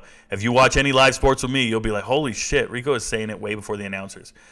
So shout out to me for that. And shout out to you guys for knowing who I am. Rico, I'm assuming you've watched film on Varkey's Gums. Yep. I know he's a great pass catcher, but how's his blocking? You know, he was never really utilized for blocking. I didn't see any issues with his blocking, John Rutledge. Varkey's Gums looks like a complete stud to me. On film. He popped on tape. I saw him. I talked about him well before the world knew about him. I remember I did a TikTok on him, and I said when he hit the transfer portal, I said this is a complete stud. North Texas just lost an amazing player. As a matter of fact, him and Cam Robertson, the defensive end that left, are both very good young players. And Cam Robertson, he took the bag and went to SMU. But Varkey's Gums, to me, NFL caliber tight end. I really like him. So Rico the Rizzler, what's good, bro? Hey, Prod Self is here. You guys don't know Prod Self. He also goes by Mar, that I've seen. He's a former Marine. So shout out to Prod Self. He's one of my TikTok followers. Thanks for finally finding the live stream. Good to see you, brother. Rico, you're going to blow up, man. You're way more talented than these talking heads online. Yeah, thank you, Jared. We're going to take our time, brother. I don't know how we're going to get there. I don't know. I don't know what we're going to do. I don't know how we defeat the monster. There's other people out there just with crazy numbers, and I refuse to inflate my numbers artificially. So we're going to sit here and grow organically, and we're going to have people that rock with us. I don't want any trolls. I want genuine support and genuine believers in the movement and what we're doing. But we'll be here. We'll be here. You're just a computer guy talking football. I'm an expert. I have 83,000 hours with Stock Talk. Yeah, you heard those other morons. Shout out to you, Marantz Rants. If you guys didn't know, that's my twin brother. He has his own channel. He talks about the stock market every day. He talks about a Ponzi scheme known as GameStop. He's a supporter of the GameStop meme stock. And I'm hating on these guys. But he does his own thing, and he's been doing it for a long time. I think about 2 years now or a year and a half. So shout out to him. You will be soon. Yeah, Prod Self, I'm trying my best, man. I'm going to game with my son tonight. Love your content. I just think the sheer amount of content you put out and that much volume on shorter gimmicky takes. They put too much volume out on shorter gimmicky takes. You know, I stay away from that stuff. I think I got one video I want to make tonight. It's about the 19 XFL players that got invites to camps, just so you know. And the bigger issue is Jakor did not get an invite. Jay Peasy, Jakor Pearson did not get an invite. Led the XFL in receiving. Short guy. I know he probably has some character concerns. You've probably seen him on some of his videos. He's been, who was it? What videos does he do his one-on-ones on? Destroying's YouTube channel. He always has those one-on-one competitions for 10 grand. Jakor Pearson's Jay Peasy. He's been out there and dominated. He just dominated the XFL. Still no NFL invite. I think it's a tragedy, but it is what it is. They put too much value, not volume. Yeah, it is what it is. But thank you guys for being here. It was 2 hours of fun. I appreciate you guys. I hope you learned about a lot of linebackers in the portal, and you see they're slim pickings, man, so you got to dig deep. Shout out to the Colorado coaching staff. They're actually going down there and offering some 3-star guys way down the list, and rightfully so, because a lot of these 4-stars I just told you about tonight, they do not measure up. They do not do anything worth talking about, so it is what it is. Thanks for being here, guys. We're going to rock out on the way out. I'm going to update my notes and what I'm doing. Appreciate you guys. Peace.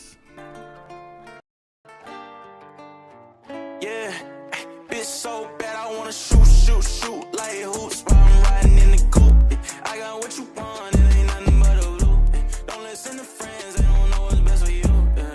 I want you, yeah, bad I wanna shoot like hoops while I'm riding in the coupe. I got what you want, it ain't nothing but a loop. Don't listen to friends, they don't know what's best for you. I want you, yeah, I wanna shoot. Girl,